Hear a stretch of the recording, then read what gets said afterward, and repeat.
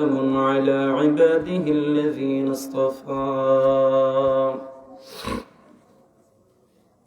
أما بعد فأعوذ بالله من الشيطان الرجيم بسم الله الرحمن الرحيم إذا زلزلت الأرض زلزالها وأخرجت الأرض أثقالها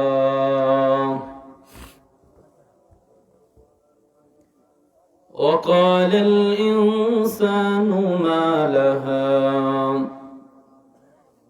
يومئذ تحدث أخبارها بأن ربك أوحى لها يومئذ يصدر الناس أشتاتا ليروا أعمالهم فمن يعمل مثقال ذرة خيرا يره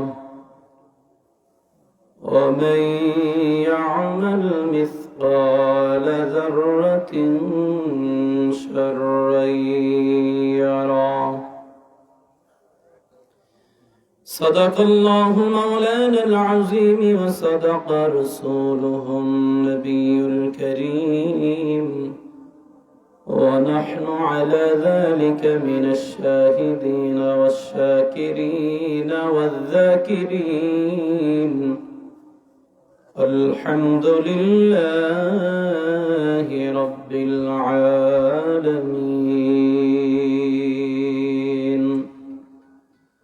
সকলে محبته درود إبراهيم পাঠ করি اللهم صل على محمد وعلى آل محمد كما صليت على إبراهيم وعلى آل إبراهيم إنك حميد مجيد اللهم بارك على محمد وعلى آل محمد كما باركت على إبراهيم وعلى آل إبراهيم إنك حميد مجيد بلغ العلا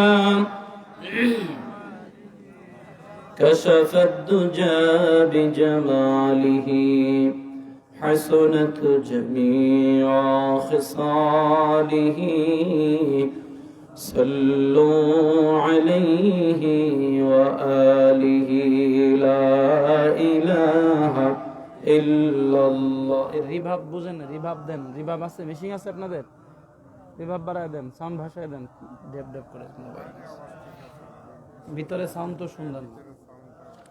লা ইলাহা ইল্লাল্লাহ। এই বক্সগুলো হালকা অ্যাঙ্গেল করে দেন, হালকা এদিকে বক্সটি ঘুরাই দেন, দুটোটা বক্স। হ্যাঁ এটাও দেন। হ্যাঁ জিকির করেন লা ইলাহা ইল্লাল্লাহ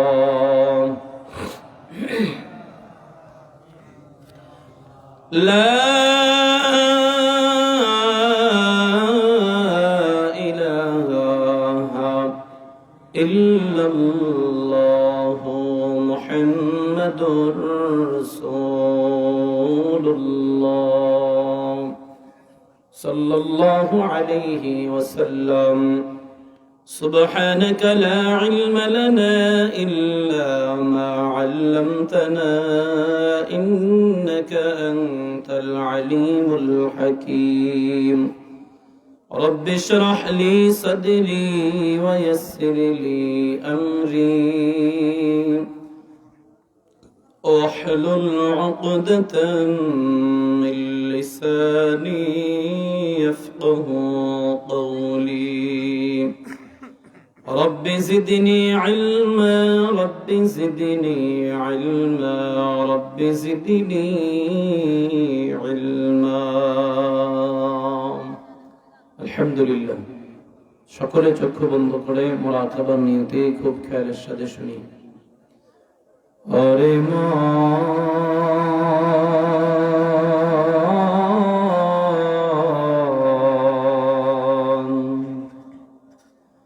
কার লাগিয়া কান্দো দিবারতি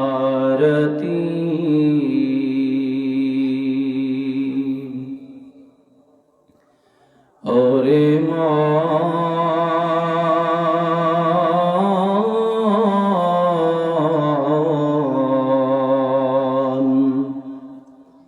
কার লাগিয়া কান্দো দিবারতি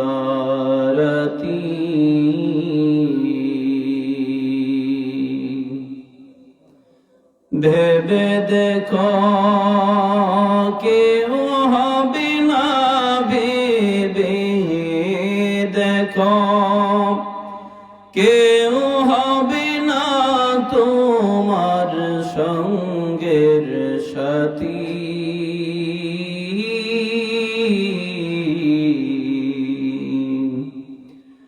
কার লাগিয়া কান্দো দিবারতি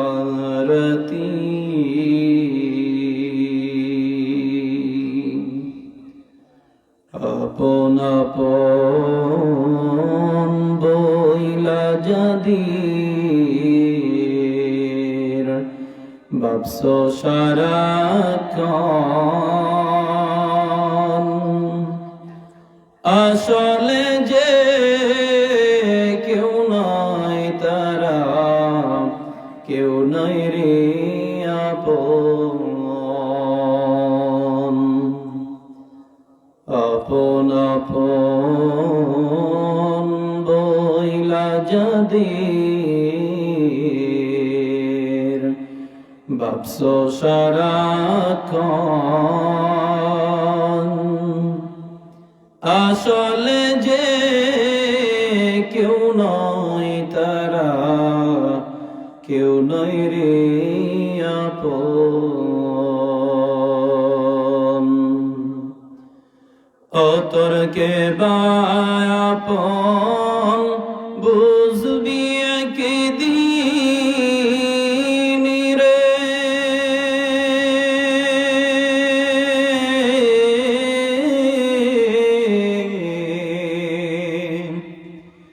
কে আপন বুঝবি একদিন নিভলে জীবন বাতি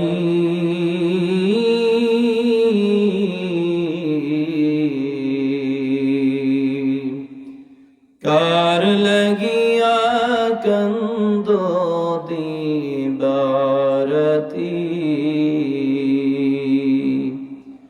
ওরে মন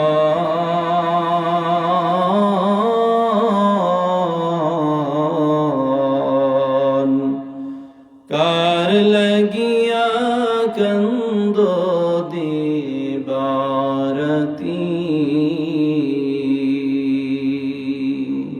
আলহামদুলিল্লাহ।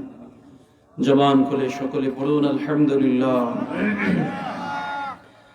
পশ্চিম আরকাই মদিনাতুল উলুম ইসলামিয়া মাদ্রাসার উদ্যোগে একদিন ব্যাপী বার্ষিক তাফসীরুল কোরআন মাহফিলের পরম শ্রদ্ধেয় সম্মানিত সভাপতি জনাব আলাউদ্দিন দিদার, বিশিষ্ট ব্যবসায়ী সমাজসেবক, প্রধান অতিথি জনাব হাবিবুল্লাহ পারভেজ পাটোয়ারি, সাবেক চেয়ারম্যান 2 নং বগাদানা ইউনিয়ন পরিষদ, বিশেষ অতিথি জনাব আব্দুল কাদের, সাবেক মেম্বার, বিশিষ্ট ব্যবসায়ী ও সমাজসেবক। শুভেচ্ছা বক্তব্য দিয়েছেন হযরত মাওলানা মোহাম্মদ মুস্তাফিজুর রহমান সাহেব, খতিব অত্র মসজিদ। আর মাহফিল পরিচালনায় আছেন মাওলানা রহমাতুল্লাহ আশরাফি সাহেব, সিনিয়র শিক্ষক, জামিয়া রহমানিয়া বিসিক ফেনী। প্রধান আকর্ষণ হিসাবে আমার আগে অত্যন্ত চমৎকার আমলি বয়ান করে গিয়েছেন বিশিষ্ট ইসলামী চিন্তাবিদ সুমধুর কণ্ঠস্বর হযরত মাওলানা মুফতি আব্দুল মান্নান উসমানী সাহেব, মুহাদ্দিস সেনহাটি জাকারিয়া মাদ্রাসা খুলনা। বিশেষ বক্তাবৃন্দ, আমন্ত্রিত ওলামায়ে কেরাম, মঞ্চে উপবিষ্ট জাতির রাহবার, জাতির পাহারাদার, জাতির কর্ণধার রাসূলুল আম্বিয়া হযরত ওলামায়ে কেরাম, সামনে উপবিষ্ট দিন প্রিয়, ইসলাম প্রিয়, আল্লাহ পাকের আশিকিন, জাকিরিন, শাকিরিন, মুহিব্বিন, মুরব্বিন আওয়াম, সমবয়সী যুবক বন্ধুগণ, স্নেহের ছোট ভাই, পর্দার অন্তরালে অবস্থানরত শ্রদ্ধেয় সম্মানিত মা ও বোনেরা, রব্বুল আলামিনের দরবারে শুকরিয়া আদায় করছি যে আল্লাহ দয়া করে, মায়া করে, মোহাব্বত করে, ভালোবেসে রাসূলের ঘোষণা অনুযায়ী দুনিয়ার জান্নাতি বাগানে উলামায়ে কেরামের সুহবতে, আল্লাহ ওয়ালাদের নিসবতে কিছু সময়ের জন্য যে মালিক আমাদেরকে কবুল ও মঞ্জুর করেছেন, এজন্য দিল থেকে সে রব্বে কারীমের দরবারে শুকরিয়া আদায় করি। জবান খুলে সকলেই কালিমাতুশ শুকর পাঠ করুন, আলহামদুলিল্লাহ। লক্ষ কোটি দরুদ ও সালাম বিশ্ব মানবতার মুক্তির কান্ডারি, বিশ্ব মানবতার মুক্তির দিশারি, রাহমাতুল লিল আলামিন, সাইয়্যিদুল মুরসালিন, খাতামুন নবিয়্যিন, আপনার আমার প্রিয় নবী, কলিজার টুকরা নবী জনাবে মুহাম্মদুর রাসূলুল্লাহ। জবান খুলে সকলেই পড়ুন সাল্লাল্লাহু আলাইহি ওয়া আলিহি ওয়া সাল্লাম। এবার এটার মধ্যে কি হইছে? জোর জোর করে গা, এটা কি চলে? এটা চলে? কি চলে? কি চলে আল্লাহ পাক জানেন। আল্লাহ না, এটা থাক, এটা না থাকলে কথা বলতে পারবো না মুরব্বি। সম্মানিত হাজিরিন, আপনারা অত্যন্ত ধৈর্যের পরিচয় দিয়ে দীর্ঘক্ষণ পর্যন্ত বিভিন্ন উলামায়ে কেরামের জবান থেকে খুব গুরুত্বপূর্ণ বিষয় নিয়ে আলোচনা শুনতেছিলেন। আল্লাহ তাআলা বললেন, ওয়ালা শুনলে ওয়ালা, উভয়কে আমল করার তৌফিক দান করুক, সকলে বলি আমিন। বয়ান শোনার মতো ধৈর্য এবং মন মানসিকতা আপনাদের আছে তো ইনশাআল্লাহ? ইনশাআল্লাহ যেভাবে বললেন আমার তো মনে হয় না শেষ পর্যন্ত সবাই থাকবেন। কারা কারা থাকবেন হাত তুলে আল্লাহর সাথে ওয়াদা। নারে তাকবীর, চিল্লা নারে তাকবীর। আল্লাহ আমাদের সবাইকে কবুল ও মঞ্জুর করুক, সকলে পড়ি আমিন।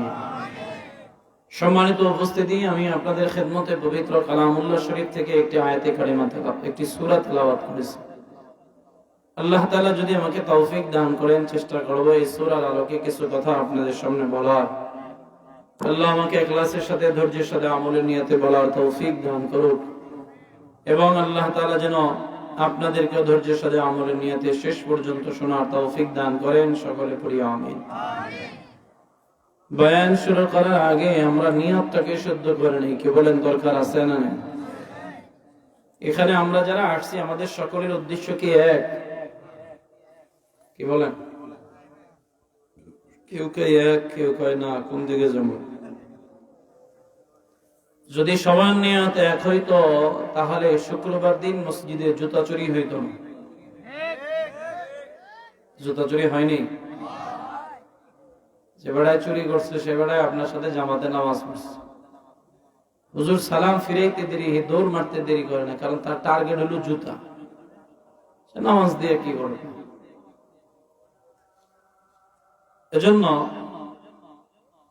দেখা যায় মসজিদ ভর্তি মুসল্লি, কিন্তু দিলের অবস্থান ঠিক না থাকার কারণে সবাই এক হতে পারে না। রাসূল আরবি সাল্লাল্লাহু আলাইহি ওয়াসাল্লাম হাদিসের মধ্যে বলেন, ইন্নামাল আ'মালু বিন্নিয়াত। নবী বলেন, যার নিয়ত ভালো তার ফলাফল ভালো। চরমনায়ের জমিনে ঘুমন্ত চরমনায়ের মরহুম পীর সৈয়দ ফজলুল করিম রাহমাতুল্লাহি আলাইহি, তিনি চরমনায়ের প্রত্যেক উদ্বোধনী বয়ানে একটা কথা বলতেন, আমার স্পষ্ট এখনো মনে আছে। বলতেন, বাবা, এই ময়দানে যারা আসে সবাই এক নিয়তে, এক উদ্দেশ্যে আসে না। কেউ এখানে দেখতে আসে, ঘুরতে ফিরতে আসে, কেউ ব্যবসা বাণিজ্য করার জন্য আসে, আবার কেউ পাগলের পাগলামি দেখতে আসে, আবার এই মানুষের মধ্য থেকে একদল মানুষ আল্লাহ তাআলার রেজামন্দি হাসিলের জন্য আসে। হুজুর এই কথা বলতেন, সবাই নিয়তটাকে শুদ্ধ করুন। আল্লাহ, যতক্ষণ থাকবো, যা শুনবো, যা বলবো, একমাত্র তোমার রেজামন্দি হাসিলের জন্য। আমরাও কি এরকম একটি পরিপূর্ণ শুদ্ধ নিয়াত করতে পারি না যে আল্লাহ যতক্ষণে ময়দানে আমরা থাকবো আর যা বলবো যা শুনবো জবান করে বলেন তো একমাত্র কার জন্য? হয় নাই? আরো জোরে চিল্লায় বলেন একমাত্র কার জন্য? আল্লাহ আমাদেরকে কবুল করুক, সকলে পড়ি আমিন। সম্মানিত হাজিরিন, আমি আপনাদের সামনে যে সূরাটি তেলাওয়াত করেছি, এই সূরাটি পবিত্র কোরআনুল কারীমের 114 সূরার মধ্যে 99তম নম্বর সূরা। সূরাটার নাম সূরাতুল জিলজাল। কোরআন শরীফের মধ্যে সূরা আছে কয়টি? সবাই একটু বলেন জবান খুলে। রাত তো আর এমন হয় নাই যে ময়মনসিংহের মতো 12টার কালে বক্তা উঠেছেন, মাত্র বাজে 9:30। এত তাড়াতাড়ি যদি আপনাকে পাওয়ার কমে যায় তাহলে বয়ান শুনবেন কেমনে? তাহলে উচিত ছিল হুজুরের মোনাজাত দিয়ে চলে যাও। বলেন কোরআন শরীফের সূরা কয়টি? সবাই বলেন। সাউন্ড ক্লিয়ার করেন, সাউন্ড বাড়ান। পারা কয়টি? বলেন কোরআন শরীফে পারা কয়টি? 30 পারা বিশিষ্ট কোরআনে সূরা আছে 114টি। এর মধ্যে 99তম নম্বর সূরা, সূরাটির নাম সূরাতুল জিলজাল। এই সূরাটির মধ্যে আয়াত আছে মাত্র 8টি। কয়টি? শুরু থেকে শেষ পর্যন্ত প্রত্যেকটা কথাই যেন আল্লাহ তাআলা ভয় দিয়া দিয়া বান্দাকে শোনাইছে। যেমন প্রথমেই আল্লাহ তাআলা একটি কথা বললেন, ভয়ের কথা। কেমন ভয়? আল্লাহ বলেন ইযা যুলজিলাতিল আরদু জিলজালাহা। হে নবী, আপনি স্মরণ করুন ওই দিনের কথা যেই দিন গোটা পৃথিবীটা প্রকম্পিত হবে, ভূমিকম্প হবে। আচ্ছা বলেন, ভূমিকম্প হইলে আমরা ভয় পাই কিনা? কিরকম ভয় পাই? গত কয়েক মাসখানে হয়েছিল না নাকি? একবার হয়েছিল না শুক্রবার দিন জুমার সময়, জুমার আগ মুহূর্তে 10:39 মনে হয় যে একটা ভূমিকম্প হয়েছিল। এটার পাওয়ার ছিল মাত্র 5.7, একেবারে কম। এতে আমাদের অবস্থা খারাপ হয়ে গেছে। আর যেদিন আল্লাহ তাআলা ওই ভূমিকম্প শুরু করবেন সেদিন এটার পাওয়ার হবে 100। সেদিন আপনি আমি কেমন করব, এই বর্ণনাটাই আল্লাহ তাআলা সূরার মধ্যে দিয়েছেন। মুরব্বীরা এখানে আমরা যারা আছি, আচ্ছা বলেন আগের থেকে ভূমিকম্প বর্তমান সময় বেশি হয় না কম হয়? আগে যদি বছরে একবার হইতো, 10 বছর 15 বছর 20 বছর পরে একবার হইছে, ঠিক না? অনেক সময় বলতেই পারে না ভূমিকম্প কারে কয়, এরকম একটা সময় দেশে গেছে। কিন্তু এখন তো বছরের মধ্যে একাধিকবার ভূমিকম্প হয়। যেমন এই শুক্রবার, যে শুক্রবার ভূমিকম্প হয়েছিল, এরপর থেকে একাধিকবার ভূমিকম্প হয়েছে। মাধবদী, নরসিংদী, ঢাকায় সহ একাধিকবার ভূমিকম্প হয়েছে। একাধিকবার ভূমিকম্প হওয়ার কারণ, বারবার ভূমিকম্প হওয়ার 4টা কারণ আল্লাহ রাসূল 1500 বছর আগেই বলে গেছেন। নবী বলছেন, শোনো উম্মত, এই 4টা কাজ যখন সমাজের মধ্যে বেশি হবে, জমিনের মধ্যে ভূমিকম্প বেশি হবে। এর মধ্যে 1 নম্বর কারণ নবী বলেন, যখন সমাজে মদ বাড়বে, জমিনে ভূমিকম্প বেশি হবে। মদ বাড়ছে না কমছে? আগে টাকাওয়ালারা মদ খাইতো, নেতারা মদ খাইতো, এখন ফকিন্নির বলায় রিক্সা চালায়, হেও মদ নিয়ে নেশা করে। আছে না? 2 নম্বর নবী বলেন, যখন সমাজে জেনা বাড়বে, জমিনে ভূমিকম্প বেশি হবে। বাড়ছে না কমছে? শহরে যান, ঢাকায় যান, দেখবেন ওপেনে জেনা হয়। একজন আরেকজনের অশ্লীল দৃশ্য তাকায় তাকায় দেখতেছে, কিন্তু কেউ কাউরে বলতে পারে না কিছু। নবী বলেন 3 নম্বর কারণ, যখন সমাজে অশ্লীল নৃত্য নাচানাচি বেশি হবে, জমিনের মধ্যে ভূমিকম্প বেশি হবে। 4 নম্বর কারণ আল গিনা ওয়াল ফাহিশ। নবী বলেন, যখন সমাজে মানুষ অশ্লীল গান বেশি শুনবে, তো জমিনের মধ্যে ভূমিকম্প বেশি হবে। এবার আপনারা বুঝে থাকলে উঁচু আওয়াজে জবাব দিবেন, বর্তমান সময়ে 4টা কাজ বেশি না কম? আযাব, গজব, বিপদ, মুসিবত, বিপর্যয় বেশি না কম? কেন বেশি? আল্লাহ বলেন, বান্দা গুনাহ বাড়বে, মুসিবত বাড়বে, গুনাহ বাড়বে, গজব বাড়বে, গুনাহ বাড়বে, বিপদ বাড়বে। কথা কার? জোরে বলেন, আল্লাহ বলেন ظهر الفساد في البر والبحر بما كسبت أيدي الناس لأذيقهم بعد الذي عملوا لعلهم يرجعون আল্লাহ তাআলা বলেন গোলাম এই দুনিয়ার মধ্যে যত বিপদ আপদ মুসিবত বিপর্যয় যা কিছু হয় সব কিছু তোমাদের হাতের কামাই মানে তোমাদের গুনাহের কারণেই হয়। গোলাম যত গুনাহ করবা তত দুনিয়ার মধ্যে বিপদ আপদ মুসিবত বাড়বে, বিপর্যয় বাড়বে, দুর্ঘটনা বেশি হবে, আগুন লাগবে, বলে পানি বন্যা বেশি হবে, অনাবৃষ্টি অতিবৃষ্টি শিলা বৃষ্টি এই ধরনের গজব গুলো আল্লাহ তাআলা বারবার চাপায়া দিবে। এবার আল্লাহ তাআলা জানায় দেয় গোলাম এই যে মুসিবত বিপদ দেওয়ার কারণটা কি, কেন আমি আল্লাহ এগুলি দিলাম, এর পিছনে একটা অন্যতম কারণ হলো ও গোলাম আমি আল্লাহ বান্দাকে জান্নাতের জন্য বানাইলাম, জাহান্নামের জন্য নয়। যখন দেখি আমার বান্দাগুলা গুনাহ করে করে করে জাহান্নামের দিকে ধাবিত হয়, তখন আমি আল্লাহ তাআলা আসমান থেকে বান্দার উপরে মুসিবত চাপায়া দেই, বিপদ চাপায়া দেই, যাতে করে বান্দার কঠিন জাহান্নামের শাস্তি থেকে দুনিয়া সামান্য শাস্তি ভোগ করাইয়া আমি আল্লাহ বান্দাকে পথহারা মানুষটাকে সঠিক পথের সন্ধানী বানাইয়া দেই। সুবহানাল্লাহ। দেখবেন মানুষ বিপদে পড়লে আল্লাহর দ্বারস্থ হয়, বারবার আল্লাহকে ডাকে, কথা বলে না।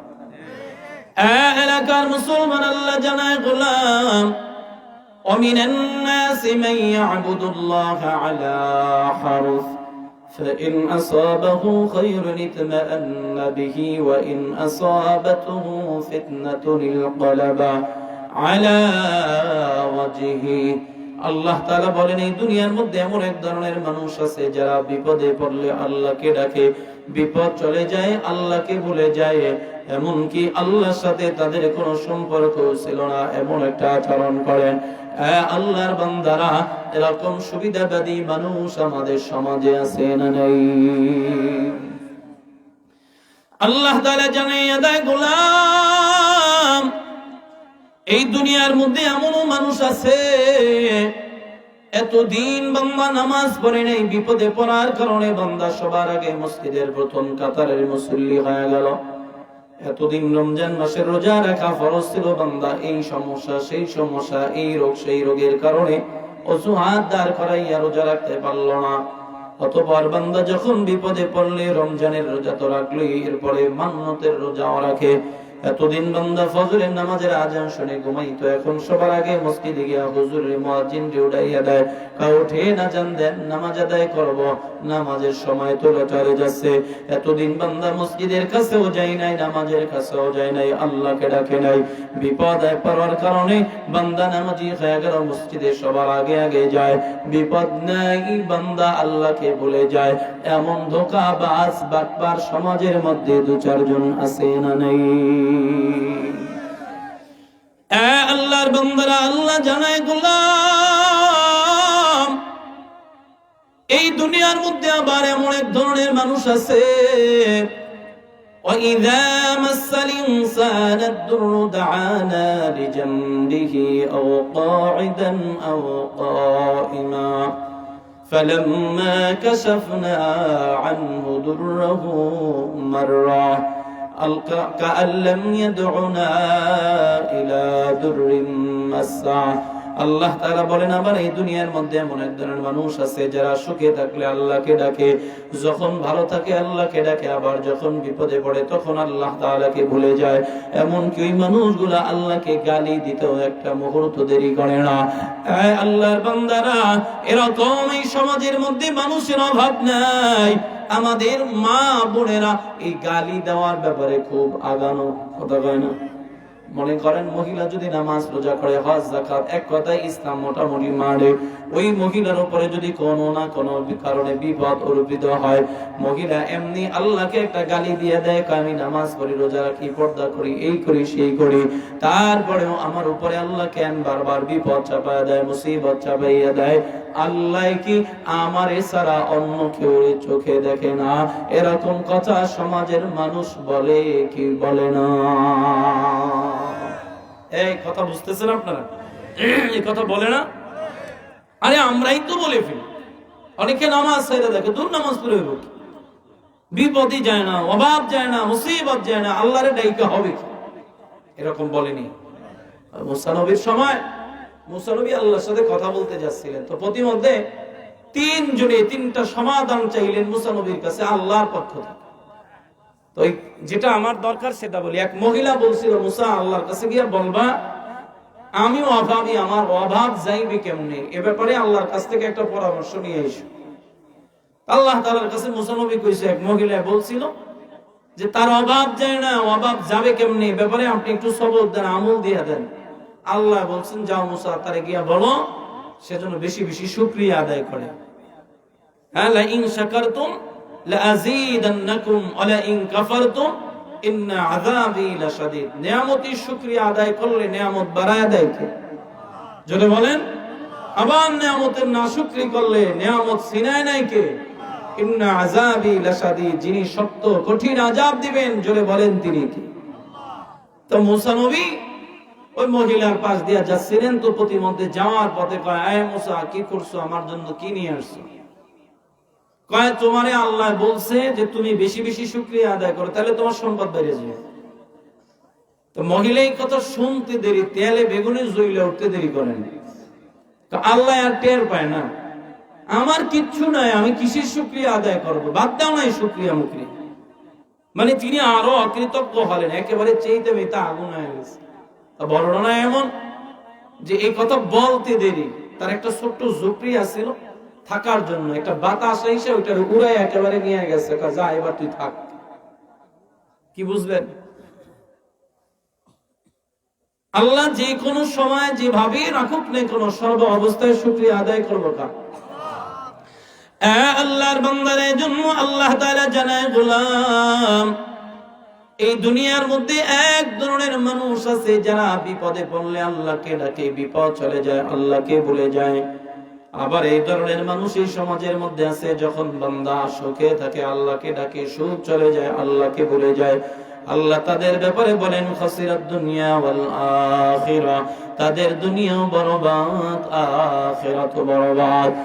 মুসলমান, যে কথা বলতেছিলাম, চার কারণে জমিনের মধ্যে ভূমিকম্প বেশি হবে। এক নম্বরে মদ বাড়বে তো ভূমিকম্প বেশি হবে, দুই নম্বরে জেনা বাড়বে তো ভূমিকম্প বেশি হবে, তিন নম্বরে অশ্লীল নৃত্য নাচানাচি যখন বেশি হবে ভূমিকম্প বেশি হবে, চার নম্বরে অশ্লীল গান মানুষ যখন বেশি শুনবে তখন জমিনের মধ্যে ভূমিকম্প হবে।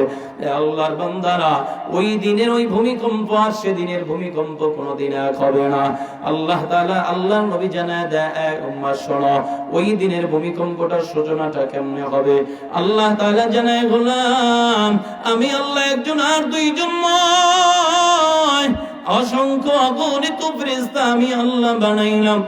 এর মধ্যে উল্লেখযোগ্য চারজন ফেরেশতা আছে যার নাম আমরা সবাই জানি। বলে একজনের নাম জিবরাইল, আর একজনের নাম মিকাইল, আর একজনের নাম ইসরাফিল, চতুর্থ জনের নাম কি বলেন? আজরাইলের নাম নিতে কি ভয় লাগেনি? এই চার ফেরেশতারে চারটা মোটা মোটা দায়িত্ব আল্লাহ দিন।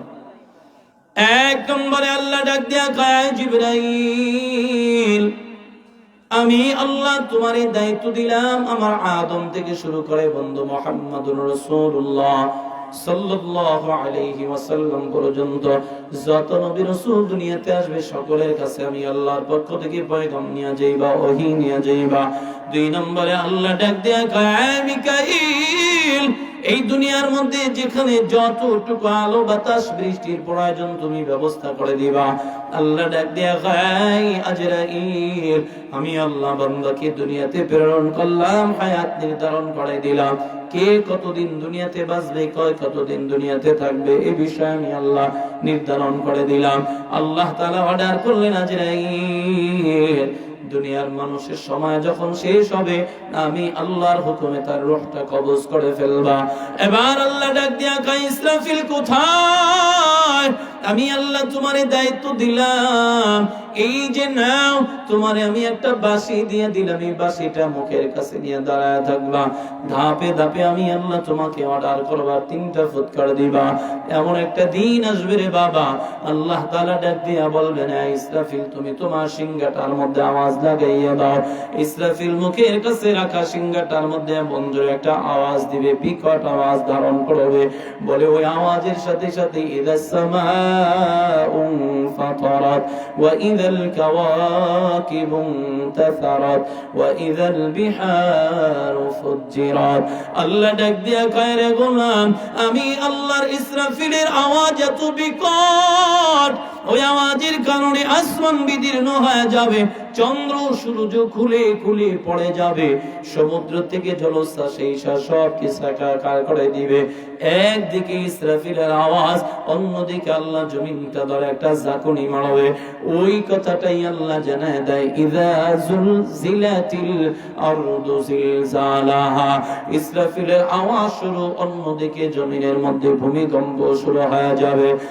আল্লাহর বান্দারা, আল্লাহ তাআলা জানায় গোলাম, এই যে দুনিয়ার মধ্যে সামান্য ভূমিকম্প আমি দিলাম, এই সামান্য ভূমিকম্পের কারণে তুমি পাগল হয়ে যাও, অস্থির পেরেশান হয়ে যাও, ঘর বাড়ির মায়া ছেড়ে, ছেলে সন্তানের মায়া ছেড়ে রাস্তায় দৌড়াও জীবন বাঁচানোর জন্য। ওই দিন আমি আল্লাহ তো এমন ভূমিকম্প দিব রে বান্দা, এই দুনিয়ার মধ্যে এত বড় বড় ভূমিকম্প হইল, বেশি থেকে বেশি ঘর বাড়ি ভেঙে চুরে তছনছ হয়ে গেল, বড় বড় বিল্ডিং গুলা ধসে ধসে পড়ে গেল, কিন্তু পাহাড়ের কোনো ক্ষয়ক্ষতি হয় নাই। আল্লাহ তাআলা জানায় ইযা রুজ্জাতিল আরদু রাজ্জা ওয়া বুসাতিল জিবালু বাসসা। আল্লাহ কয় ওদিন আমার ইসরাফিলের আওয়াজটা তো বিকট হবে, ভয়ঙ্কর হবে, পাহাড় পর্যন্ত ভেঙে চুরে চুরমার হয়ে যাবে, তুলার মতো উঠতে থাকবে, স্থির থাকতে পারবে না। আল্লাহ তাআলা জানায় গোলাম, মানুষের অবস্থাটা কেমন হবে? ফাইযা বারিকাল বাসারু ওয়া খাসাফাল কমার ওয়া জুমিআশ শামসু ওয়াল কমার ইয়াকুলুল ইনসানু ইয়াওমাইযিন আইনাল মাফার। আল্লাহ ডাক দেয়া কয় গোলাম, আমি আল্লাহর ইসরাফিলের আওয়াজ এত বিকট, ওই আওয়াজের কারণে মানুষের চোখগুলা অন্ধ হয়ে যাবে, সানা পড়ে যাবে, একটা মানুষও চোখেও দেখবে না। এরে আল্লাহর বান্দারা কেমনে দেখবে? বলে চন্দ্র সূর্য একাকার হয়ে যাবে, আলো দিতে পারবে না।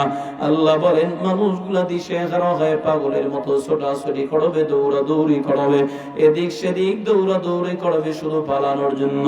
মানুষগুলা দৌড়াবে আর বলবে পালাবো কোথায়, ভেগে যাব কোথায়, পালানোর জায়গা নাই, ভেগে যাওয়ারও কোনো সুযোগ নাই, কারণ যেখানে যাই সেখানে একই হালাত। ভয় লাগে? হ্যাঁ লাগেনি? কার ভয়? এখন যদি এই ফুৎকার শুরু হয়ে যায় অবস্থাটা কেমন হবে? এ বলে অল্প বর্ণনা যা দিছি ঠিক এমনই হবে। আল্লাহ তাআলা বলেন ইয়াকুলুল ইনসান ইয়াওমাইযিন আইনাল মাফার। মানুষগুলা পালানোর চেষ্টা করবে, মনে করেন কথার কথা, এখানে যদি একটা বোম বাস্ট করা দেওয়া হয়, মসজিদের মাঝখানে কেউ থাকবে এখানে? হ্যাঁ, কোন দিকে পর্দা, কোন দিকে বের, কোন দিকে খাদা, এগুলি মানবে না, দে দৌড়, আগে নিজের জীবন বাঁচে। ইসরাফিলের আওয়াজটা এত বিকট আকার ধারণ করবে, চিন্তাও করতে পারবে না, বাঁচার চিন্তাও কেউ করতে পারবে না। কোন জায়গায় যাবা? বলে যেখানেই যাবে, এখান থেকে বেশি না হয় আপনি ফেনী সদরে যাবেন, ওখান থেকে না হয় গাড়ি চুইটা ঢাকায় গেলেন।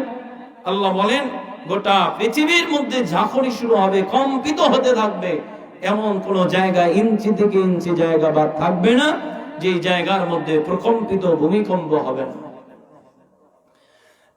আল্লাহর বান্দারা, আল্লাহ তাআলা জানাইয়া দেয় গোলাম, এর থেকে বড় ভয়ঙ্কর অবস্থায় দুনিয়ার মধ্যে হবে। আল্লাহ তাআলা কোরআনের মধ্যে বলেন, يوم ترونها تذهل كل مرضعة عما أرضعت وتضع كل ذات حمل حملها وترى الناس سكارى وما هم بسكارى ولكن عذاب الله شديد।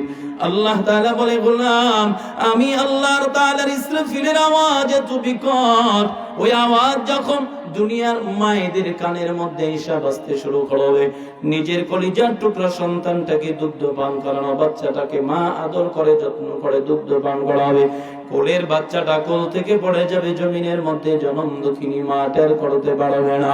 আল্লাহ জানায়, গোলাম এর থেকে আরো ভয়ঙ্কর অবস্থা হবে জানো। বলে ওই দিনে দুনিয়ার মধ্যে যত মহিলারা গর্ভবতী অবস্থায় থাকবে, কারো বাচ্চার বয়স হবে 3 মাস, 5 মাস, 7 মাস, কারো বাচ্চা কিছুদিন পরে কিছুক্ষণ পরে দুনিয়াতে ভূমিষ্ঠ হইবে।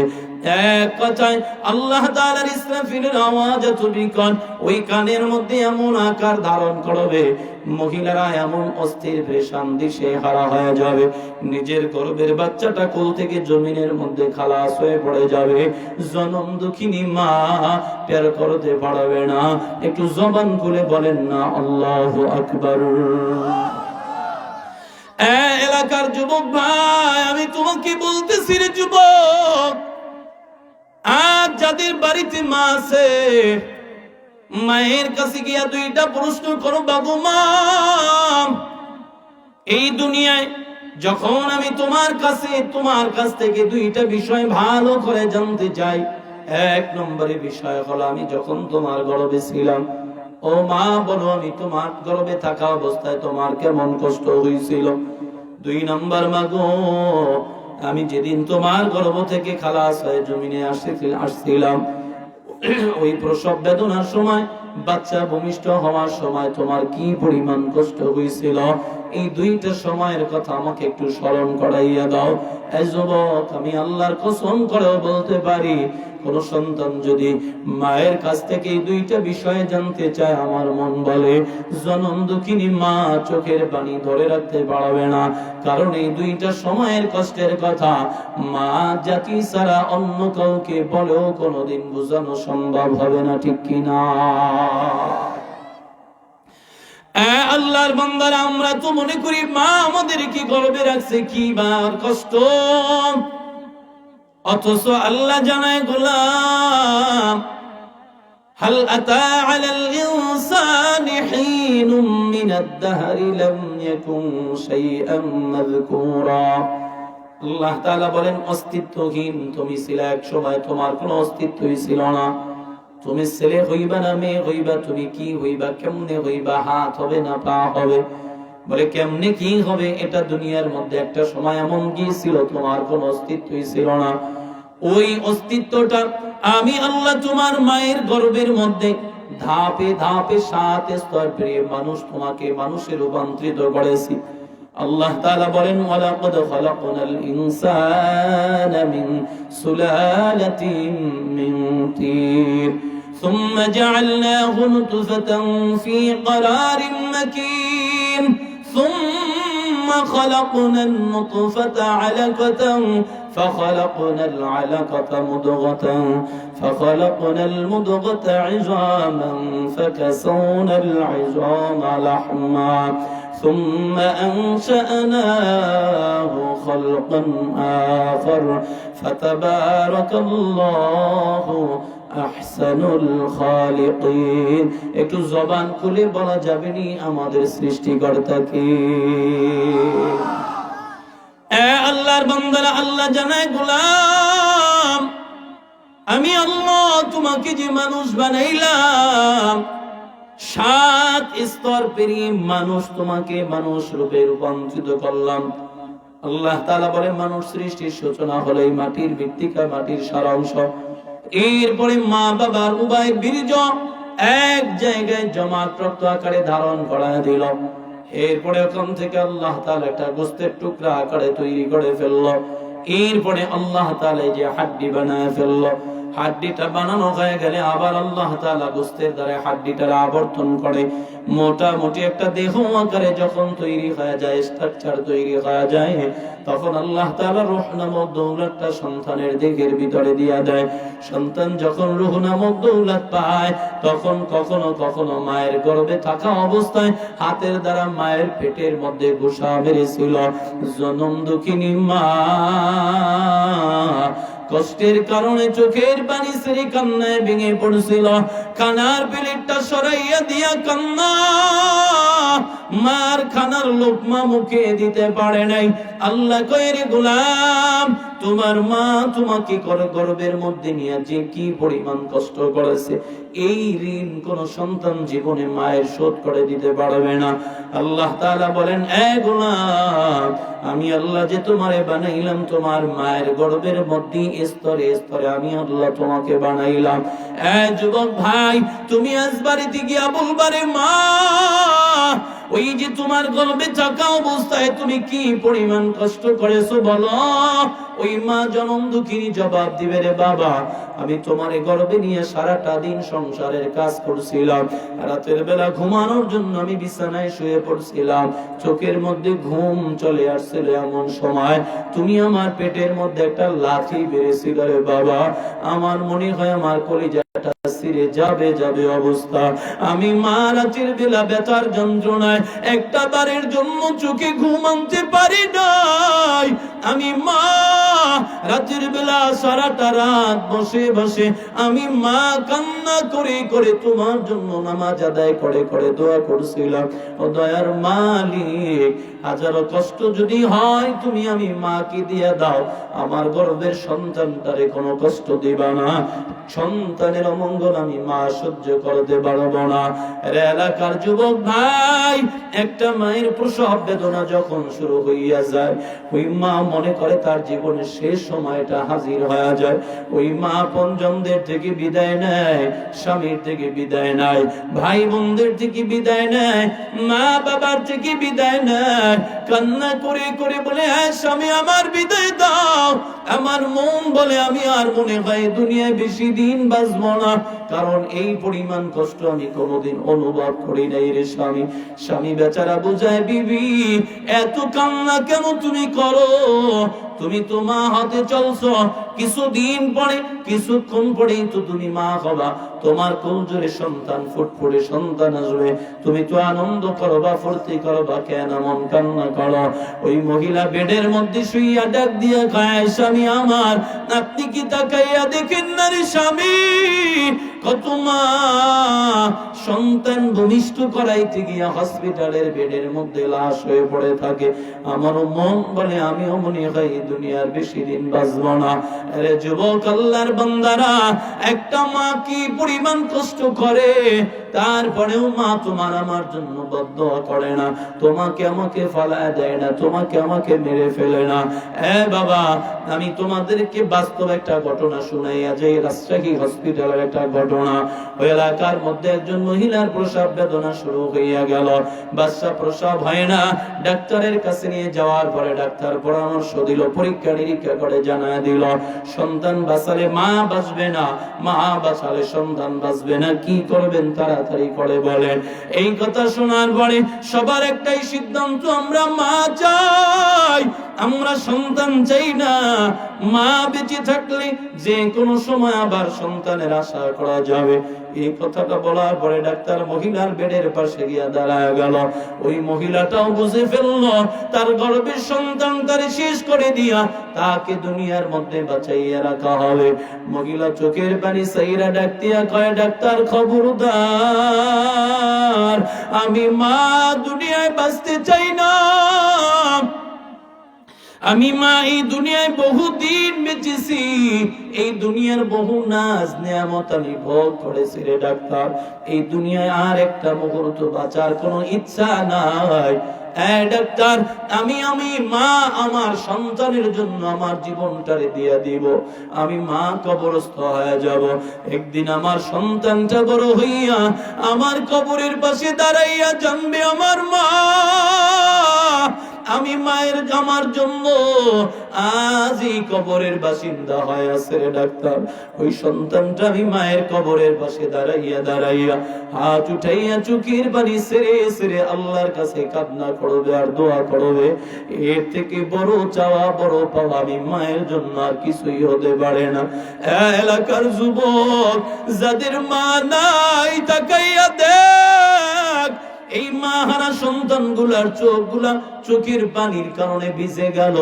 মা বাবা যে কত বড় নেয়ামত।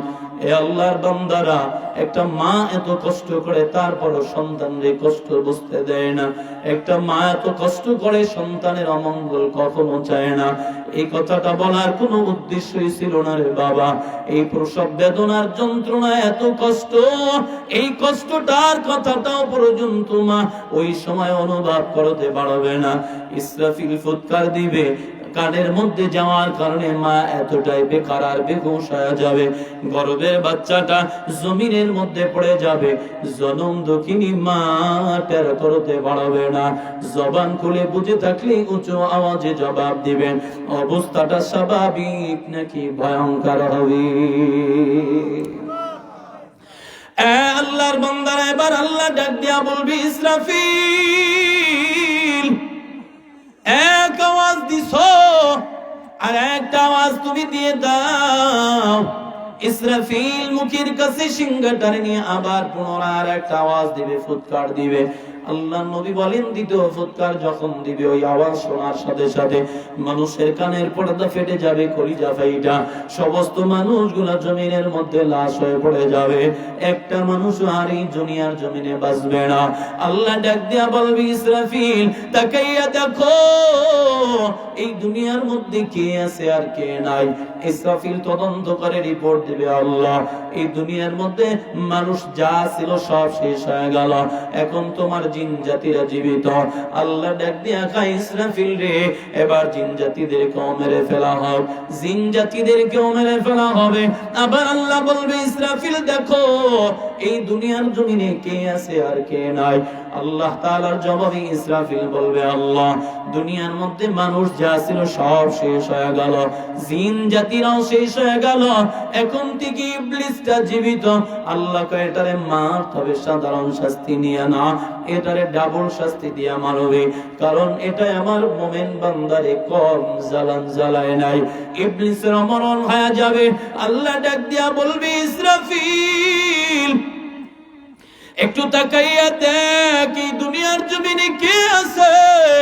ইসরাফিল ডাক দিয়া কয়, আল্লাহ এই দুনিয়ার জমিনে শুধুমাত্র তোমার ফেরেশতা ব্যতীত আর কেউ নাই, ফেরেশতারা জীবিত আছে। আল্লাহ কয়, এদেরকেও মারতে শুরু করো।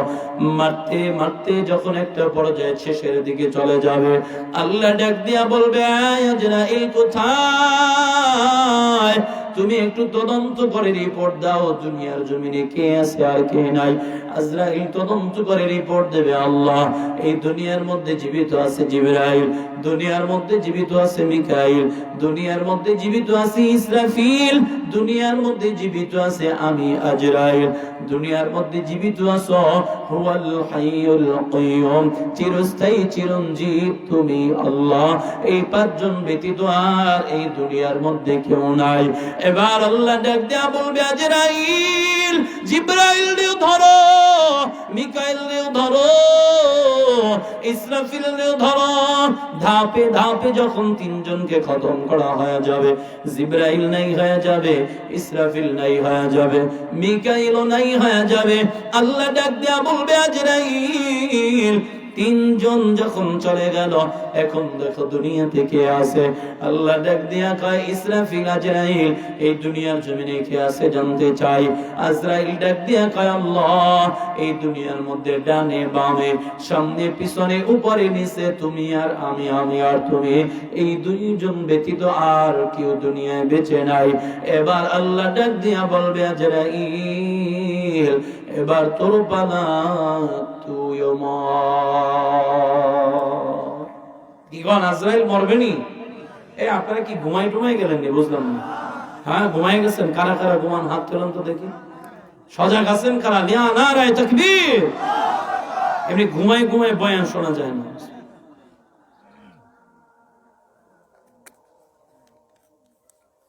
দুনিয়াতে আছে কেডা?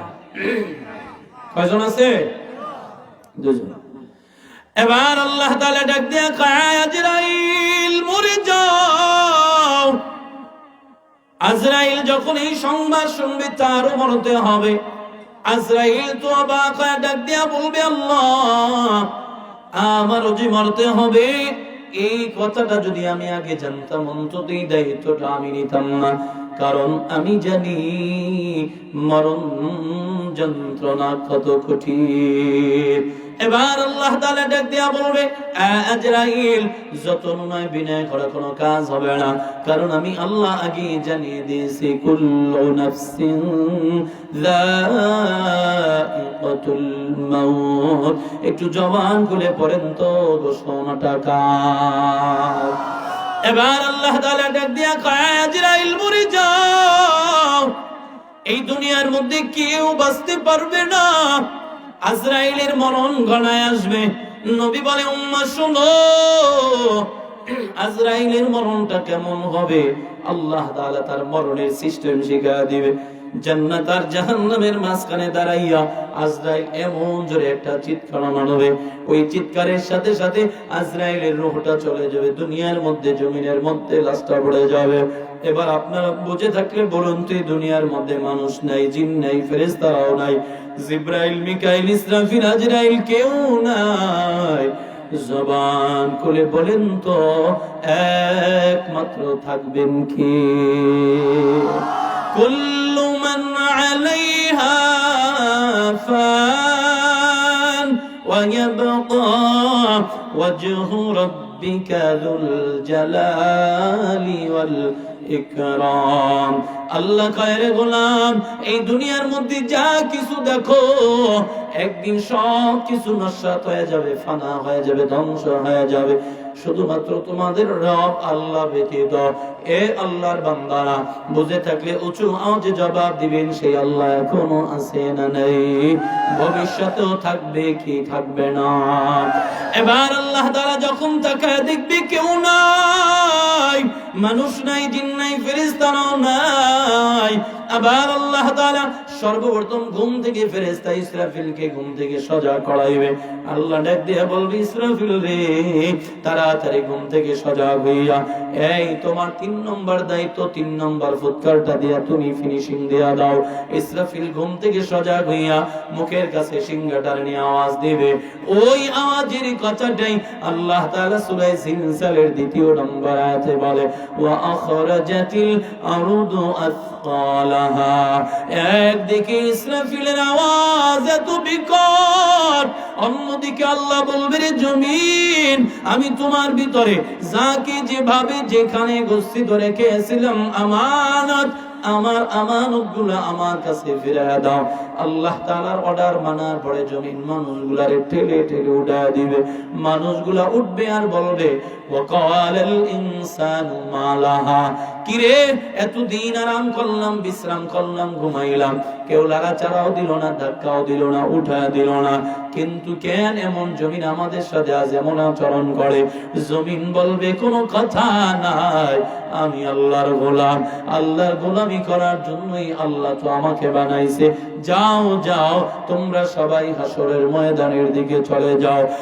আল্লাহর বান্দারা, আজ শীত বলে একের উপর কত কিছু পরে আসলাম, গায়ের চাদর দিলাম, কেউ আবার সোয়েটার পরলাম, কেউ ব্লেজার, কেউ জ্যাকেট পরলাম। ও আল্লাহর বান্দারা, নবী জানায়, উম্মাহ শোনো, হাসরের ময়দানে মানুষগুলা কেমনে উঠবে জানোনি? ইয়াউমা ইউহশারুন নাস ইয়াউমাল কিয়ামাতি হুফাতান উরাতান মুশাতান গুরলা।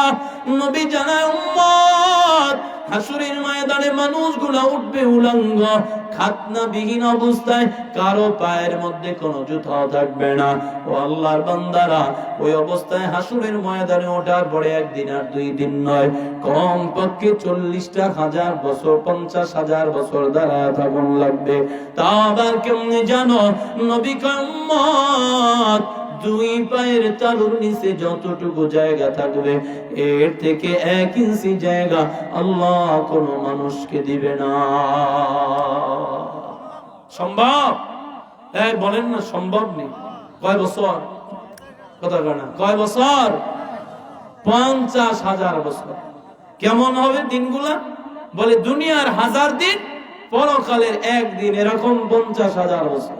তাও আবার কেমনে? দুই পায়ের তালুর নিচে যতটুকু জায়গা, এর থেকে 1 তিল পরিমাণ জায়গা আল্লাহ কাউরে বেশি দিবে। এই যে আপনারা বয়ান শুনতে আসছেন, কত বড় প্যান্ডেল করছে, অর্ধেকও ভরে নেই। এই মানুষগুলা এখানে বসছেন, বসার পরে কত আসন গ্রহণ করছেন, বুঝেন নাই? আপনি আইসা বসছেন, প্রথম আসন দিয়ে পা ব্যথা হয়ে গেছে, পা উঠায় বসলেন, আবার ভাল লাগে না, পা দিলেন সোজা করে, বলে যেমনি মন চায় এমনি করা যায়। এরপরেও 1.5-2 ঘন্টা বয়ান শুনে উঠলে অনেক সময় পায়ের মধ্যে জিম ধরা যায়। কি কয় এটারে? হ্যাঁ, এরকম হয় কি হয় না? বলে পা স্বাভাবিক না হওয়া পর্যন্ত সামনে কদম দেওয়া যায় না। আর এটা যদি 2-2.5 ঘন্টা 1.5 ঘন্টার ব্যবধানে হয়, হাসরের ময়দানে 50,000 বছর আপনি কেমনে দাঁড়ায় থাকবেন? একটু চিন্তা করেন না। আল্লাহর বান্দারা, আল্লাহর নবী জানা উম্মত, ওই হাসরের ময়দানে আল্লাহ তাআলা সমস্ত মানুষগুলারে হাজির করবেন। একদিন আর 2 দিন নয়, কমপক্ষে 50,000 বছর দাঁড়ায় থাকুন লাগবে। নবী বলেন, হ্যাঁ উম্মত যারা ঈমানদার হইবা, তোমাদের কোনো টেনশন নাই, আল্লাহ তোমাদের জন্য আসানের ফয়সালা করবে। সুবহানাল্লাহ। এবার আল্লাহ তাআলা হাসরবাসীদের জন্য, যারা দুনিয়াতে বসে আল্লাহর সাথে নাফরমানি করছে, আল্লাহর হুকুমের অবাধ্য হয়েছে, তাদের ব্যাপারে আল্লাহ শাস্তি বাড়ায় দিবে। আল্লাহ ডাক দিয়া বলবে, সূর্য আজ এই জমিন থেকে কোটি কোটি মাইল দূরত্ব সূর্যটা, এক বর্ণনায় বলে 12টা মুখ সব উপরের দিকে দেওয়া, আবার আরেক বর্ণনায় আছে 12 মুখের এক মুখ উপরের দিকে দেওয়া, নিচের দিকে দেওয়া, 11 মুখে ভাবে উপরের দিকে করা। বলে একটা মুখ জমিনের দিকে ঘুরাইয়া দিছে, এটা ওপরে 70,000 রহমতের ফেরেশতারা দৈনিক ঠান্ডা পানি আর বরফ ডালে শুধুমাত্র ঠান্ডা রাখার জন্য, যাতে করে দুনিয়ার জমিনে বনি আদমের কষ্ট কম হয়, শাস্তি যেন কম হয়। এরপরেও দেখা যায় চৈত্র মাসের রৌদ্রের সময় কুকুরের জিহ্বাটা পর্যন্ত বের হয়ে যায়। আল্লাহর বান্দারা, হাসরের ময়দানে আল্লাহ তো রাগান্বিত ভাব, আল্লাহ বলবে, সূর্য তাড়াতাড়ি করে নিকটে চলে আয়, একটা আর দুইটা নয়, 12টা মুখ সব জমিনের দিকে ঘুরাইয়া দিবে। মাথার 1 বিঘা বরের কাছে আইসা, উপরে আইসা একেবারে নিকট থেকে তাপ দিতে শুরু করবে। সূর্যের তাপের কারণে মাথার মগজগুলা টকবক টকবক করে ভাতের মারের মতো ফুটতে থাকবে। মানুষগুলা অস্থির পেরেশান হয়ে যাবে, জমিনটা পুরো তামা হয়ে যাবে। হাসরের মানুষগুলা ডাক দিয়া বলবে, আল্লাহ আর সহ্য করতে পারি না রে মালিক। আল্লাহ তো সেদিন কারোর সাথে কোনো কথাই বলবে না, রাগ হয়ে থাকবে। সমস্ত মানুষগুলো একটা দৌড় বেড়ে চলে যাবে বাবা আদমের কাছে, গিয়া বলবে, রে বাবা আদম, এই বাবা, এই দুনিয়ার মধ্যে তুমি আদি পিতা, তুমি আমাদের বাপ, তুমি দুনিয়ার মধ্যে প্রথম মহামানব, দুনিয়ার মধ্যে প্রথম নবী, দুনিয়ার মধ্যে প্রথম মানুষ। তুমি আমাদের জন্য আল্লাহর কাছে একটু সুপারিশ করো, আল্লাহ যেন বিচার কার্যটা শুরু করে দেয়। যদি জান্নাত পাই জান্নাতে যাব, জাহান্নাম পেলে জাহান্নামে যাব। তবু হাসরের ময়দানে আর একটা মুহূর্ত দাঁড়ায় থাকতে পারবো না। এবার বাবা আদম ডাক দিয়া বলবে, আমার সন্তানের দল, আজ আমি তোমাদের জন্য কিছুই করতে পারবো না, যাও তোমরা আলাদা হইয়া যাও, আমার থেকে সরে যাও, অন্য অন্য নবীদের কাছে গিয়া দেখো তারা তোমাদের জন্য কিছু করতে পারে কিনা। মানুষগুলা দৌড় বেড়ে চলে যাবে নূহ নবীর কাছে, একই আওয়াজ, চলে যাবে ইব্রাহিম নবীর কাছে, একই আওয়াজ, চলে যাবে মুসা নবীর কাছে, একই আওয়াজ। এই মানুষগুলা ঘুরে ঘুরে একটা পর্যায়ে গিয়া দাঁড়ায় যাবে আপনার আমার কলিজার টুকরা নবী জনাবে মুহাম্মদুর রাসূলুল্লাহ। জবান করে পড়েন সাল্লাল্লাহু আলাইহি ওয়াসাল্লাম। আল্লাহর নবীর কাছে গিয়া বলবে, আল্লাহর হাবিব, আপনি না উম্মতের বড় পাগল, ও নবী হাসরের ময়দানে আর দাঁড়ায় থাকতে পারি না, এত কষ্ট আর একটা মুহূর্তের জন্য সহ্য করা সম্ভব নয়। ও নবী, আপনি একটু আল্লাহর কাছে সুপারিশ করেন যেন আল্লাহ বিচার কার্য শুরু করে দেয়। এই বর্ণনাগুলা আম্মা জান আয়েশার সামনে বসে বসে নবী দেয়। আম্মা জান আয়েশা ডাক দিয়া কয়, পয়গম্বর, ওই দিন আদম নবীও নিজের চিন্তায় ব্যস্ত থাকবে, ইব্রাহিম নবীও নাফসি নাফসি বলে চিল্লাবে। ও নবী, ওই দিন হাসরের ময়দানে আপনি মুহাম্মদুর রাসূলুল্লাহ কি করবেন জানতে চাই। নবী আমার চোখের পানি সাইরা ডাক দিয়া কয়, আয়েশা রে, ওই দিন হাসরের ময়দানে আদম বলবে আল্লাহ আমারে বাঁচাও, ইব্রাহিম নবী বলবে আল্লাহ আমারে বাঁচাও, মুসা নবী বলবে আল্লাহ আমারে বাঁচাও, আর একমাত্র নবী আমি মুহাম্মদুর রাসূলুল্লাহ সাল্লাল্লাহু আলাইহি ওয়াসাল্লাম সিজদায় পড়ে আল্লাহর মাকামে মাহমুদের নিচে সিজদায় পড়ে আওয়াজ দিব, আল্লাহ তুমি আমার উম্মতরে বাঁচাও, আল্লাহ তুমি আমার উম্মত বাঁচাও, আল্লাহ তুমি আমার উম্মত বাঁচাও। আয়েশা, ওই দিন আমি মাত্র উম্মতের জন্য পাগল হয়ে যাব। নবীর উম্মতের দল কেমন নবী পাইছো রে বাবা, একটু দিলের কানটা লাগাইয়া শুনে যাও। আল্লাহর নবীর কাছে আল্লাহ আয়াত নাযিল করে দেয়, ওয়ালা সাউফা ইউতিকা রাব্বুকা ফাতারদা।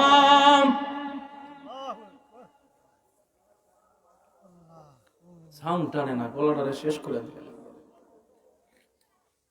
একটু চালো।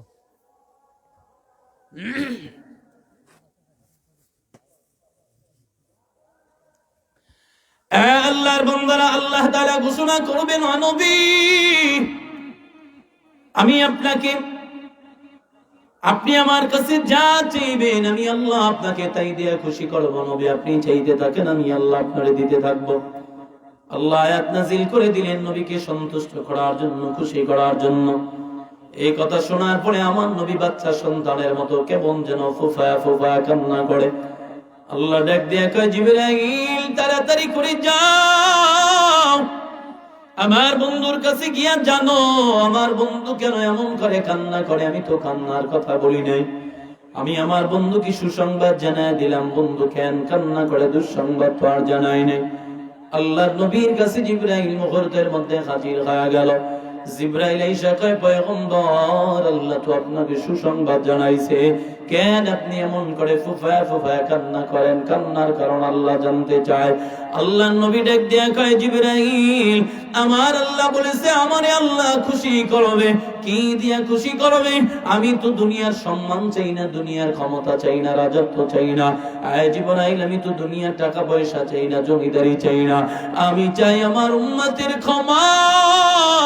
বলো আমার উম্মতের ব্যাপারে আল্লাহ কি ঘোষণা করেছে? আল্লাহ ডাক দিয়া কয়, হাবিব, একটা বাড়ির জন্য আপনি কান্না করবেন না গো নবী। আপনি নবীর উম্মতের ব্যাপারে আমি আল্লাহর ঘোষণা হয়ে গেল, ফয়সালা হয়ে গেল। হাসরের ময়দানে আমি আল্লাহ বিচার কার্য করে করে আপনার কাছে জিজ্ঞেস না করে আপনার একটা উম্মতরে আমি আল্লাহ জাহান্নামের উপরে ছাইরা দিব না। একটু চিল্লায়া বলেন না আল্লাহু আকবার।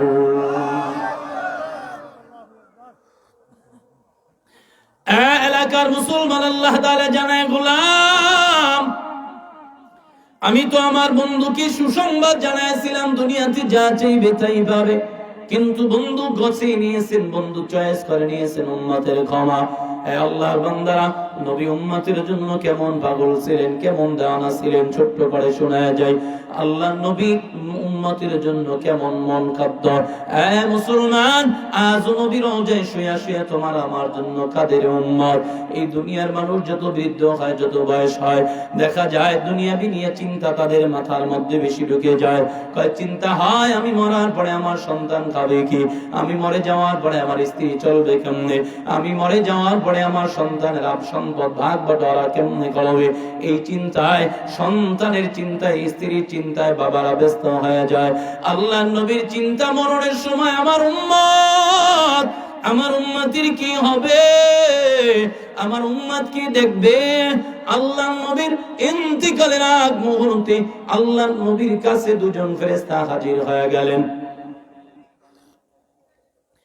জিবরাইল আর আজরাইল দুজন ফেরেশতা আল্লাহর নবীর হুজরার সামনে এসে দাঁড়ায় গেলেন। আয়েশা ডাক দিয়া কয়, আল্লাহর হাবিব, আমি জিবরাইল আপনার ঘরে অনুমতি ঢোকার জন্য অনুমতি চাই। নবী অনুমতি দিয়ে দিলেন। জিবরাইল নবীর ঘরের ভিতরে ঢুকে সালাম দিয়া বললেন, পয়গম্বর, একজন ফেরেশতা জীবনে কোনোদিন আপনার দরবারে আসে নাই গো নবী। ওই ফেরেশতা একবারের বেশি কারো কাছে যায় না। আপনার ঘরের দরজার বাহিরে অপেক্ষমান দাঁড়ায় আছে অনুমতির জন্য। অনুমতি দিলি তিনি আপনার ঘরের ভিতরে প্রবেশ করবে। কথাটা বলার সাথে সাথে আল্লাহর নবী ডাক দিয়া কয়, জিবরাইল অনুমতি দিলাম। এবার অনুমতি পাইয়া আজরাইল নবীর হুজরার ভিতরে ঢুইকা সালাম দিয়া জিজ্ঞেস করলেন, ও নবী আপনি কেমন আছেন আল্লাহ তাআলা জানতে চায়। আল্লাহর নবী ডাক দিয়া কয়, আলহামদুলিল্লাহ, আলহামদুলিল্লাহ, আমি ভালো আছি, আল্লাহর শুকর আদায় করলেন। এরপরে আজরাইল ডাক দিয়া কয়, পয়গম্বর, আল্লাহ তাআলা আপনার কাছে আমারে দুইটা ইখতিয়ার নিয়ে পাঠাইছে। এক নম্বরে আপনার যদি মন চায় আপনি দুনিয়ায় থেকেও যেতে পারেন, আর যদি মন চায় আপনি আল্লাহর দিদারে চলেও যেতে পারেন। তবে ও নবী, আপনি অনুমতি দেওয়া না পর্যন্ত আমি আপনার রূহ কবজ করার কোনো ক্ষমতা রাখি না। আল্লাহ তাআলা আপনাকে আপনার অনুমতি ছাড়া রূহ কবজ করার অর্ডার আমাকে দেয় নাই। এবার এই কথা শোনার পর নবীর চোখে পানি। আল্লাহ নবী ডাক দিয়া কয়, জিবরাইল, আমি যতদিন দুনিয়ায় ছিলাম আমি আমার উম্মতের ভালো মন্দ দেখাশোনার দায়িত্ব আমার কাছে ছিল। আমি নবী আল্লাহর দিদারে চলে যাব, বলো আমার উম্মতের দেখাশোনার দায়িত্বটা কে করবে? নবী আমার ডাক দিয়া কয়, জিবরাইল, আমি আল্লাহর কাছ থেকে এটা জানতে চাই। আল্লাহ ডাক দিয়া কয়, হাবিব, আপনার চিন্তা নাই, আপনি আমার দিদারে চলে আসবেন। আপনার উম্মতের দেখাশোনার দায়িত্বটা আমি আল্লাহ নিজ হাতে নিয়ে নিব। একটু জবান খুলে পড়েন সুবহানাল্লাহ। এবার আল্লাহর নবীর মন শান্ত হয়ে গেল। ডাক দিয়া কয়, জিবরাইল, আল্লাহ তোমার এই যে দায়িত্ব নিয়ে আমার কাছে পাঠাইছে, যাও তুমি আমার রূহটা কবজ করে নাও। আমি আল্লাহর দিদারের অপেক্ষায়। আল্লাহ যেহেতু আমাকে তার দিদারের জন্য পাঠাইছে, আমিও চাই তার দিদার। এই কথা বলার পরে আজরাইল অনুমতি নিয়ে নবীর বুকের উপরে হাতটা চাপায়া রাখলেন। নবী আমার চোখের পানি সাইরা ডাক দিয়া কয়, আজরাইল, আমার তো মনে হয় ওহুদ পাহাড়টারে আমার বুকের উপরে চাপাইয়া দিছ। এত ভারী ভারী মনে হয়, এত বোঝা বোঝা মনে হয়। ও নবী, আপনি কি বলেন? আপনি হলেন রাহমাতুল লিল আলামিন। আপনার মতো সহজ মৃত্যু তো এই দুনিয়ার জমিনে কারোই হবে না। আল্লাহর নবী ডাক দিয়া কয়, আজরাইল রে, মরণ যন্ত্রণা যে কত কঠিন, মরণওয়ালা মৃত্যু ব্যক্তি ছাড়া কেউ জানে না। এবার আজরাইল হাত সরায় নিল। নবী ডাক দিয়া কয়, আজরাইল, এর থেকেও যদি কোনো ভারী বস্তু থাকে আমার উপরে চাপাইয়া দে, আমারে শাস্তি দে, আমারে কষ্ট দে, আমি সহ্য করে নিব। কিন্তু আমার উম্মতের মরণের সময় তাদেরকে এমন কষ্ট দিবা না, আমি আমার উম্মতের কষ্ট সহ্য করতে পারবো না। এই কথা বলে আর আমার নবী হাত উপরের দিকে উঠায় আর জমিনের মধ্যে নামায়। আল্লাহুম্মার রফিকিল আ'লা, আল্লাহুম্মার রফিকিল আ'লা, আল্লাহুম্মার রফিকিল আ'লা বলে হাত নবী জমিনের মধ্যে ছেড়ে দেয়। নবী আর এই দুনিয়ায় বেঁচে নাই। নবী নাই, নবী নাই, নবী নাই। উহুদের চতুর্দিকে, মদিনার চতুর্দিকে ঘোষণা হয়ে গেল, নবী নাই। এই কথাটা শোনার সাথে সাথে মদিনার মানুষগুলা কেমন যেন পাগলের মতো হয়ে গেল। হায় রে, নবী নাই, আমরা কেমনে বাঁচবো, কেমনে না দেখে নবীরে থাকবো। হযরত ওমর তো পাগলের মতো হইয়া তরবারি নিয়ে দৌড়ায় আর ডাক দিয়া কয়, মদিনার লোকেরা, যে বলবি আমার নবী নাই, আমি ওমরের তরবারির আঘাত থেকে বাঁচতে পারবি না রে। মদিনার লোকেরা, আমার নবী মরে নাই, আমার নবী তো মুসা নবীর মতো আল্লাহর সাথে কথা বলতে গিয়েছে। আমার নবী ঘুমায়, আমার নবী মরেছে, এই কথাটা কেউ বলবি না। ওই কথাটা আমি ওমরের কলিজায় মানাইতে পারি না। হযরতে ওমর পাগলের মতো হয়ে গেল। ওদিকে নবীর কলিজার টুকরা সাহাবী হযরতে আবু বকর নবীর সুস্থতা দেখে নিজের বাড়িতে চলে গেল বাড়ির খোঁজ খবর নেওয়ার জন্য। হঠাৎ করে বাড়িতে বসে শুনলেন যে নবী দুনিয়া থেকে বিদায় হয়ে গেছে। আল্লাহর নবীর সাহাবী আবু বকর ঘর থেকে বের হইয়া এতিমের মতো হেলে দুলে নবীর বাড়ির দিকে রওনা করলো। আল্লাহর নবীর হুজরার সামনে এসে দাঁড়াইয়া আম্মা জানদের থেকে অনুমতি নিয়া নবীর হুজরার ভিতরে ঢুইকা আল্লাহর নবীর মাথাটা বরাবর হাত উগড়ে বসে বললেন, নবীর মুখের উপর থেকে নিজের হাতে চাদরটারে সরাইয়া নবীর কপালের মধ্যে একটা চুমু দিয়া কান্নায় ভেঙে পড়ল। আর ডাক দিয়া কয়, আল্লাহর হাবিব, এই দুনিয়ায় যত সফর করেছেন গো নবী, প্রত্যেকটা সফরের সঙ্গী ছিল আপনার আবু বকর। আজ এই সফরে কেন আপনি একা খাওয়া করলেন? আবু বকরের নামি আপনি কেমনে গেলেন গো নবী? আবু বকর এই কথা বলে কান্না করে করে আল্লাহর নবীর ঘর থেকে বের হয়ে গেল। আবু বকর ওমরের ডাক দেয়া কয়, ওমর পাগলামি করিও না রে ওমর, তরবারি নামাইয়া ফেলো। তুমি কি আয়াত জানো না? ইন্নাকা মাইয়িতুন ওয়া ইন্নাহুম মাইয়িতুন। এরে ওমর তুমি কি এটা মানো না? নবী নাই পাগলামি করলো, নবী আর এই দুনিয়ায় কোনোদিন ফিরে আসবে না। হযরত ওমর তরবারি ফালা দিল, জমিনের মধ্যে বসে বলল। এবার আল্লাহর নবীর সাহাবী আবু বকর মসজিদে নববীর মধ্যে গিয়া হাজির। মসজিদে নববীতে গিয়া দেখে নবীর কলিজার টুকরা সাহাবী বেলাল নিজের গাঠুরি গুছাইয়া ফেলে। বেলাল আর এই মদিনায় থাকবে না। যেই মদিনায় নবী নাই, ওই মদিনায় বেলাল আর কোনদিন থাকবে না, আজানও দিবে না। হযরতে বেলাল কান্না করে আর কয়, আবু বকর আমি যাই মদিনা ছাইরা, আর এই মদিনায় আসবো না। আবু বকর ডাক দিয়া কয়, রে বেলাল, নবীও নাই, তুমিও চলে যাও, কে দিবে আজান? কার আজান আমরা শুনবো?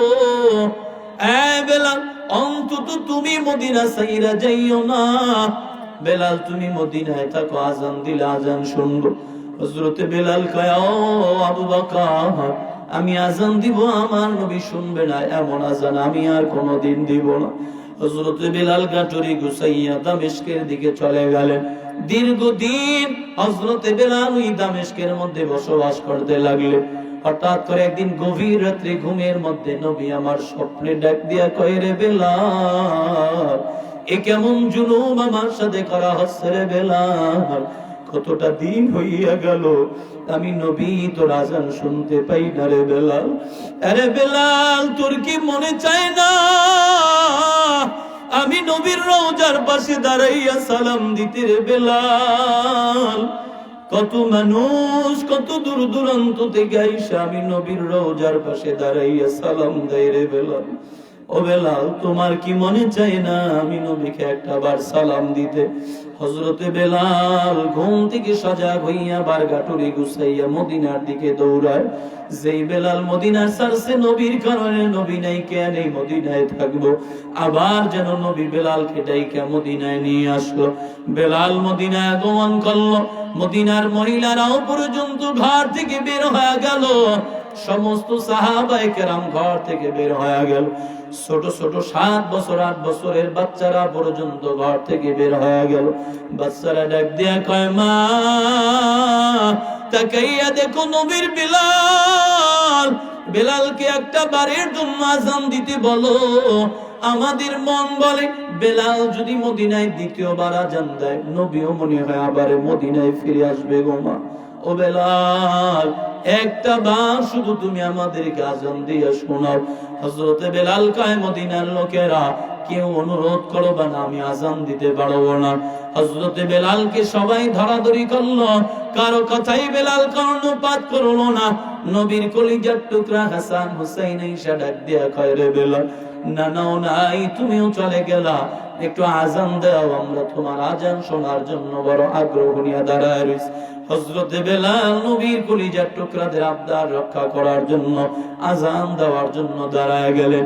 আল্লাহু আকবার, আল্লাহু আকবার, আশহাদু আল্লা ইলাহা ইল্লাল্লাহ আশহাদু আন্না মুহাম্মাদার রাসূলুল্লাহ।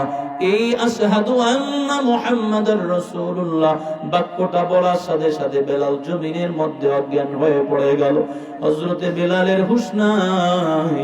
মদিনার মানুষেরা বেলালরে ধরে ধরে মাথায় হাত বুলায় বুলাইয়া বেলালরে হুঁশে ফিরায় আনলো। এবার ডাক দিয়া কয়, রে বেলাল, আযান দিতে গিয়া আশহাদু আন্না মুহাম্মাদার রাসূলুল্লাহ এই বাক্যটা বলতে গিয়া কেন তুমি জমিনের মধ্যে পড়ে গেলা? কারণটা কি বেলাল? বেলাল ডাক দিয়া কয়, মদিনার লোকের আমি বলছিলাম আযান দিব না। আমি আযান দেওয়ার পরে নবী নামাজের জায়গায় দাঁড়াবে না, আমি বেলাল সহ্য করতে পারবো না। আমি আযান দেওয়ার পরে নবী আসবে না, এটা আমি সহ্য করতে পারবো না। তাহলে শোনো, আমি কেন অজ্ঞান হয়ে পড়েছিলাম? আমি যখন নবী থাকা অবস্থায় আযান দিতাম, আশহাদু আন্না মুহাম্মাদুর রাসূলুল্লাহ বলতাম, এভাবে ঘাটটা আমি ডান দিকে ঘুরায় তাকায় দেখতাম, নবী মিম্বরে বসে বসে আমার দিকে তাকায় তাকায় আমার আযান শুনতো। আজ আমি তাকাইয়া দেখি নবী নাই, আমি বেলাল সহ্য করতে পারি নাই। আমি কার জন্য আযান দিলাম? কে শুনলো আমার আযান? হযরতে বেলাল হুশে ফিরে আসার পরে রওজার পাশে গিয়া জালিগুলা শক্ত করে ধরে নবীর কাছে গিয়া কান্না করে আর বলে, রে নবী, আপনি এই মদিনায় নাই কেন? বেলাল রে মদিনায় ফিরে আনলেন। এলাকার মুসলমান, নবী উম্মতের জন্য এত পাগল, বলা মাত্রই নবী সিজদায় পড়ে যাবে। আল্লাহ, একটু তাড়াতাড়ি করে বিচার কার্য শুরু করে দাও, তোমার বান্দারা সহ্য করতে পারে না রে আল্লাহ। এই কথাটা বলার সাথে সাথে আল্লাহ ডাক দেয়া বলবে, হাবিব আমার, আপনি সিজদা থেকে মাথা উঠান। ও নবী, এই হাসরের ময়দানে আমি আপনাকে পাওয়ারফুল ক্ষমতা দিয়েছি, আপনাকে সুপারিশের পাওয়ার দিয়েছি। আপনি নবী কান্না করবেন না। এই হাসরের ময়দানে আপনি নবী যা বলবেন আমি আপনার সেই কথাই গ্রহণ করব। আল্লাহ নবী ডাক দিয়া কয়, ও আল্লাহর পয়গম্বর, ও আল্লাহ, আপনি তাড়াতাড়ি করে বিচার কার্য শুরু করে দেন। এই কথাটা শোনার সাথে সাথে আল্লাহ তাআলা বিচারের মাঝ কায়েম করবেন, হাসরের ময়দানের মানুষগুলো এক জায়গায় জড়ো করে ফেলবেন। এবার আল্লাহ ডাক দিয়া বলবেন, এ হাসরবাসীর দলেরা, তোমরা দুইটা ভাগ হইয়া যাও। এই নেককাররা তোমরা ডান দিকে চলে যাও, আর বেঈমানেরা তোমরা বাম দিকে চলে যাও। আল্লাহ তাআলা নেককার আর বেঈমান আলাদা করে ফেলবেন। আমলনামা এভাবে ধরে ফিকে মারবেন, কারো ডান হাতে যাবে, কারো বাম হাতে যাবে। আমলনামা দিয়েই আল্লাহ ঘোষণা করবেন, ইকরা কিতাবাকা কাফা বিনাফসিকাল ইয়াউমা আলাইকা হাসিবা। আল্লাহ তাআলা বলবেন, হে হাসরবাসীর দল, যার যার আমলনামা শেষে পরে বিচার করবি, কে জান্নাতি কে জাহান্নামী। আমিও পড়ব না, আমার ফেরেশতারাও পড়বে না। এবার আল্লাহ তাআলা যখন এই কথা ঘোষণা করে দিবেন, ডান হাতে যারা আমলনামা পাবে তারা তো আল্লাহ পাবে, আর চিল্লাবে, বলবে, আল্লাহ তুমি আমাদের আমলনামাটা একটু শোনো, আমরা পড়ি। আল্লাহ বলবে, এই ডান হাতে আমলনামা পাওনেওয়ালা বান্দারা শোনো, ফাআম্মা মান উতিয়া কিতাবাহু বিয়ামিনিহি ফাসাউফা ইউহাসাবু হিসাবান ইয়াসীরা। আল্লাহ ডাক দিয়া বলবে, এই ডান হাতে আমলনামা পাওনেওয়ালা বান্দারা, তোদের কোনো হিসাব নাই, যা তোরা তো গোল্ডেন প্লাসে পাস করেছো, যাও, আমি আল্লাহ তোমাদেরকে বিনা হিসাবে জান্নাত দিয়ে দিলাম। একটু জোরে বলেন না সুবহানাল্লাহ। এই কোন হাতে আমলনামা নেবেন বলেন? কোন হাতে? ডান হাত উঁচু করেন। কারা কারা নেবেন? লিল্লাহি তাকবীর। এবার কষ্ট হয় কি আপনার? হ্যাঁ, কষ্ট হয়। আর অল্প একটু সময় থাকা যাবে না ইনশাআল্লাহ। কোন হাতে আমলনামা নেবেন? সবাই তো ডান হাতে আমলনামা পাওয়া মানে আল্লাহর জান্নাতে চলে যাও। ডান হাতে আমলনামা পাওয়ার জন্য একটা কাজ দেয়া যাবে, একটা আমল দেয়া যাবে। এই আমলনামা, এই আমলটা যদি করতে পারেন ইনশাআল্লাহ, আল্লাহ আপনার ডান হাতে আমলনামা দিবেন। আল্লাহর নবী বলেন, ক্বালা রাসূলুল্লাহ সাল্লাল্লাহু আলাইহি ওয়া আলিহি ওয়া সাল্লাম, মান হাফাযা আলা সালাতি আকরামাহু আল্লাহু তাআলা বিখামসি খিসাল। يرفع عنه ضيق العيش وعذاب القبر ويعطيه الله كتابه بيمينه ويمر على الصراط كالبرق ويدخل الجنة بغير حساب. একটু জবান খুলে পড়েন সুবহানাল্লাহ।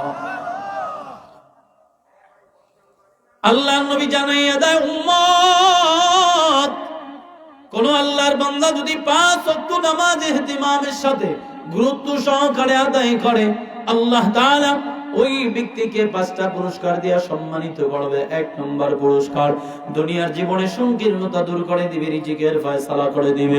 2 নম্বরে আল্লাহ তাআলা বলেন ওই মানুষটা মরণের সাথে সাথে তার কবর আযাব দূর হয়ে যাবে। 3 নম্বর, ডান হাতে আমলনামা দিবে। কোন হাতে আমলনামা?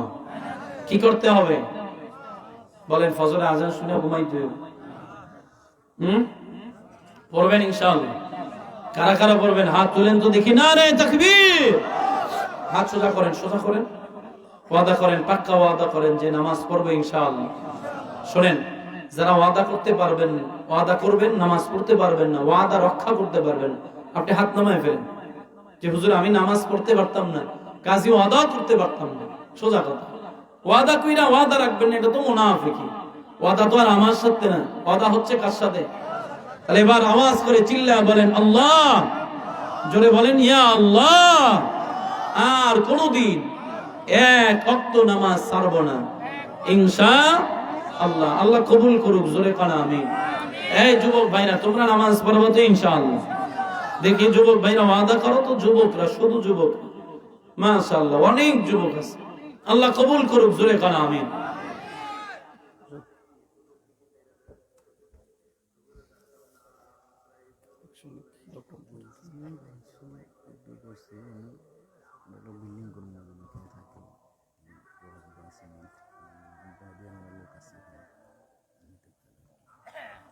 ভাই আমলনামা কোন হাতে নিবেন? মনে আছে তো? এই অল্পতে শেষ করে দেব, টেনশনের দরকার নেই, কষ্ট বেশি দিব না। 5টা নিয়ামত আল্লাহ দিবেন ডান হাতে আমলনামা সহ এর মধ্যে। 1 নম্বরে আল্লাহ নবী বলেন দুনিয়ার জীবনে সংকীর্ণতা দূর করে দিবেন, আল্লাহ তাআলা রিজিকের ফয়সালা করে দিবেন। 2 নম্বরে মরণের সাথে সাথে বান্দার কবর আযাব দূর হয়ে যাবে। 3 নম্বর, ডান হাতে আমলনামা দিবেন। 4 নম্বরে বিদ্যুতের গতিতে পুলসিরাত পার করা দিবে। 5 নম্বর, ওয়ায়াদখুলুল জান্নাতা বিগাইরি হিসাব।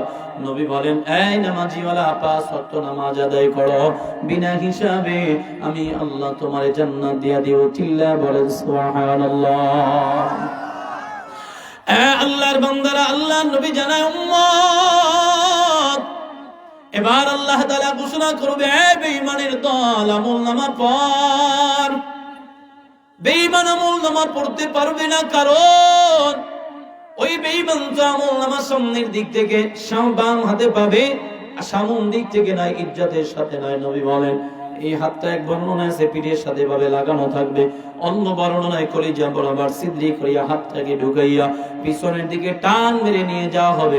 এরপরে আল্লাহ তাআলা বাস্তা আমলনামা দিবে। এবার আল্লাহ তাআলা বলবেন এই বেঈমান আমলনামা পড়। ফেরেশতারা বলবে আল্লাহ তোমার বান্দা আমলনামা পড়বে কেমনে? কয় কেন পড়বে কেমনে, সমস্যা কি? কয় আল্লাহ তোমার বান্দার চোখ, জবান, নাক সব সামন দিকে, আমলনামা পিছন দিকে দেখেও না, পড়তেও পারে না। আল্লাহ এবার রাগান্বিত ভাব নিয়ে বলবে বেঈমানের ঘাটটারে মোচড় দিয়ে পিছনের দিকে ঘুরাইয়া দাও। এবার বেঈমান আমলনামা হাতের মধ্যে নিয়ে দেখবে চুরির গুনাহ, সুদের গুনাহ, জিনার গুনাহ, মিথ্যার গুনাহ, বেয়াদবির গুনাহ। কারণ আল্লাহ তাআলা কোরআনে বলেন লা ইউগাদিরু সাগীরাতান ওয়ালা কাবীরাতান ইল্লা আহসাহা। আল্লাহ কয় গোলাম ছোট গুনাহ, বড় গুনাহ, ছোট নেক, বড় নেক, কোন গুনাহ লেখা বাকি থাকবে না, সব আমলনামার মধ্যে জমা হয়ে থাকবে। আল্লাহর বান্দারা, আল্লাহ বলবেন বেঈমান পড়। আমলনামা পড়তে গিয়ে দেখবি গুনাহ আর গুনাহ, ওই বেঈমান ডাক দিয়া বলবে আল্লাহ যে আমলনামাটা আমার কাছে দিছো ও আল্লাহ আমলনামা কইরা কইরা দেখলাম আমলনামাটা আসলে আমার না। এবার আল্লাহর রাগান্বিত হয়ে যাবে এই বেঈমান শোন আমলনামা তো এতে কোনো সন্দেহ নাই অস্বীকার করতে পারো। আল্লাহ ডাক দিয়া বলবেন কিরামান কাতিবিনা ইয়ালামুনা মা তাফআলুন। আল্লাহ তাআলা ডাক দিয়া বলবেন হে কিরামান কাতিবিন ফেরেশতারা ওই বেঈমানের আমলনামার ফটোকপিটা তোমার কাছে একটা জমা আছে কা? হ্যাঁ আল্লাহ কইটা আমার কাছে দাও। এবার বেঈমানের হাতের মধ্যে দিবে মিলায়া দেখবে এই বেঈমান দেখ ঠিক আছে কিনা, মিলায়া টিলায়া দেখবে সব ঠিক আছে। এবার ওই বেঈমান ডাক দিয়া বলবে আল্লাহ আমলনামা তুমি আমারে দিছো সব ঠিক আছে কিন্তু না লিখতে নাম দাম সব ঠিক আছে, বাকি যা লিখছে এই লিখতে গিয়া তোমার ফেরেশতা ভুল লিখছে। এবার আল্লাহ তাআলা ডাক দিয়া বলবেন এ বেঈমান মিথ্যার আশ্রয় নিলে কাজ হবে না। এই দুনিয়ার মধ্যে যত ভুল তোদের আমার ফেরেশতারাও ভুল করে নাই, আমি আল্লাহও ভুল করি নাই, তাদের ভুল নাই আমি আল্লাহরও ভুল নাই, সব ভুল তোরা করছ, তোর বাপ দাদারা 14 গোষ্ঠীরা মিলা করছে। এবার আল্লাহ তাআলা বলবেন এ যুবক ভাইরা এখানে যারা যুবক আছে এই তরজমাটা তাদের জন্য বোঝা সহজ হয়ে যাবে। কম্পিউটার যারা চালায় এই কম্পিউটার একটা ব্যাকআপ ফাইল আছে, ওই ব্যাকআপ ফাইলের মধ্যে বিগত কয়েক বছরের অনেক কিছু জমা রাখা যায়, ফাইল রাখা হয়। মনে করেন এই যে পোস্টারটা যে কম্পিউটার থেকে যে দোকান থেকে করা হয়েছে 10 বছর পরেও যদি এই তারিখ স্মরণ কইরা যদি গিয়া যদি কম্পিউটার আলার কাছে বলতে পারে হ্যাঁ ভাই আমাদের অমুক জায়গার মাহফিলের একটা পোস্টার 10 বছর আগে এত সালের এত তারিখ বের করছিল, এই পোস্টারটা আপনার কাছে আসেনি, কম্পিউটার ওয়ালা যদি বেঁচে থাকে আর কম্পিউটার যদি বাইসা থাকে দুইটা টিপ দিয়ে দেখাইয়া বলবে দেখেন তো এইটা আপনাদের সেই পোস্টার কিনা। কথা কয় না? রাখার সুযোগ আছে। আল্লাহর বান্দারা আল্লাহ জানায় গোলাম এই মানুষ তুমি বেকার ফাইল বানাইয়া বিগত দিনের ফাইল গুলা সেখানের মধ্যে জমা রেখে দিল, আমি আল্লাহ তোমার দিকের মধ্যে একটা বেকার ফাইল মেমোরি কার্ড লাগাইয়া দিলাম। আল্লাহ বলেন কুল্লা ইনসানিন আলজামনাহু طائره في عنقه ونخرج له يوم القيامة كتابا يلقاه منشورا। আল্লাহ এই জায়গার মধ্যে একটা মেমোরি কার্ড লাগাই দিলাম। যুবক বৃদ্ধ বাবা পর্দার অন্তরালের মা বোনেরা আপনি আমি যা করি যা বলি সব এই জায়গাটার মধ্যে রেকর্ড হয়। প্রিন্টের মেশিনের মধ্যে টিপ দিলে যেমন ফটোকপি গুলা ফরফর করে বের হয় আস, চিন্তার কোনো কারণ নাই, হাসরের ময়দানে আল্লাহ টিপ দিবেন তোমার আমলনামা গুলা তোমার গলার মধ্যে ঝুলে যাবে। এবার আল্লাহ ডাক দিয়া বলবে বেঈমান দেখ এই আমলনামা গুলা কার? এবার বেঈমান বলবে আল্লাহ এই আমলনামা আমার, আমি বুঝলাম কিন্তু এই আমলনামা আমি মানি না, কি করবা তুমি? এই কথা বলার পরে আল্লাহ রাগান্বিত হয়ে যাবে। আল্লাহ ডাক দিয়া বলবেন আল ইয়াউমা নাখতিমু আলা আফওয়াহিহিম ওয়া তুকাল্লিমুনা আইদিহিম ওয়া তাশহাদু আরজুলুহুম বিমা কানু ইয়াকসিবুন। একটু জবান খুলে পড়েন না আল্লাহু আকবার। এবার আল্লাহ তাআলা জানাইয়া দেয় গোলাম আমি আল্লাহ বেঈমানের জবানটারে বন্ধ করে দিব, বেঈমানের হাত বলে দিবে, পা বলে দিবে, অঙ্গ প্রত্যঙ্গ বলে দিবে কোথায় কোন সময় কি করেছিল। হে আল্লাহর বান্দা আপনারা তো বড় সৌভাগ্যবান। এই জায়গার ব্যাপারে আল্লাহ কি বলে শোনেন। আল্লাহ সেই সূরা জিলজালের মধ্যে বলেন ইয়াউমা ইযিন তুহাদ্দিসু আখবারাহা। আল্লাহ ডাক দিয়া কয় জমিন আমি আল্লাহ তোর জবান খুলে দিলাম, বলার শক্তি দিয়া দিলাম, বল তুই তোর বৃত্তান্ত বলা শুরু করে দে। এই জমিনের মধ্যে কি কোথায় কোন সময় কি করেছিল এই জমিন একদিন ডাক দিয়ে বলবে আল্লাহ এই মানুষগুলা ইমানদার কেমনে বুঝলা? কয় কনকনে শীতের মধ্যে খেরের মধ্যে বৈশা, ঠান্ডা জমিনের মধ্যে বৈশা বৈশা বয়ান শুনছে, আল্লাহ এদেরকে তুমি মাফ করে দাও। সাথে সাথে আল্লাহ তার সাক্ষী মঞ্জুর করে নিবেন। আবার এই জমিন বলবে আল্লাহ এরা বেঈমান, এরা দুনিয়ায় বসে গুনাহ করেছে। ও আল্লাহ, আজ তুমি বলার শক্তি দিয়েছো বিদায় আমরা বলতে পারতেছি। দুনিয়ায় যদি তুমি আমাদেরকে শক্তি দিতা, ওরা গুনাহ করবে আর আমরা গ্রাস করে ধরে ফেলবো, তাহলে দুনিয়ার মধ্যে আমার মনে হয় কোনো মানুষই থাকতো না। এ বাবা, কি পরিমাণ যে গুনাহ করো, এই গুনাহের কারণে এই জমিন আল্লাহর কাছে বদদুয়া করে, এই জমিন আসমান জমিন আল্লাহর কাছে বদদুয়া করে। ও আল্লাহর বান্দার গুনাহটারে ছেড়ে দাও, নেক আমল করে নাও। লম্বা চূড়া আলোচনা সেদিকে যাওয়ার সুযোগ নেই, শুধু এতটুকু কথাই বুঝাইতে চাই রে বাবা, দিলের ভিতরে আল্লাহর ভয় ঢুকাইয়া দাও, গুনাহ সব দূর হয়ে যাবে। আল্লাহ ওয়ালাদের সোহবতে থাকো, আল্লাহ ওয়ালাদের সোহবতে থাকার কারণে ঈমান ও আমলের পরিবর্তন হবে। এ আল্লাহর বান্দা, এই যে জায়গাটা নবীর ঘোষণা অনুযায়ী এটা জান্নাতের বাগান, এই জায়গাটা আজ এই জান্নাতের বাগানটা মিলাইল। এই যে মদিনাতুল উলুম মাদ্রাসার ওয়ালারা, এরা কত সুন্দর করে আয়োজনটা করলো রে বাবা। কত দূর দূরান্ত থেকে কত মানুষ আসছেন, কোনো খানা নাই, কোনো টাকা পয়সার ব্যবস্থা নেই, কোনো ভাড়াও দিবে না, গাড়ির খরচও দিবে না, শুধুমাত্র আল্লাহ আল্লাহ রসুলের মহব্বতে এত দূর থেকে কষ্ট করে আসা। ও আল্লাহর বান্দারা, আমি শেষ সময় মোনাজাতের আগ মুহূর্তে আপনাদের কাছে মুসাফির মানুষ হাতটা বাড়াইতে চাই। আমার আগের বক্তা তিনিও মাদ্রাসার জন্য আপনাদের কাছে কিছু টাকা পয়সা চাইছিল।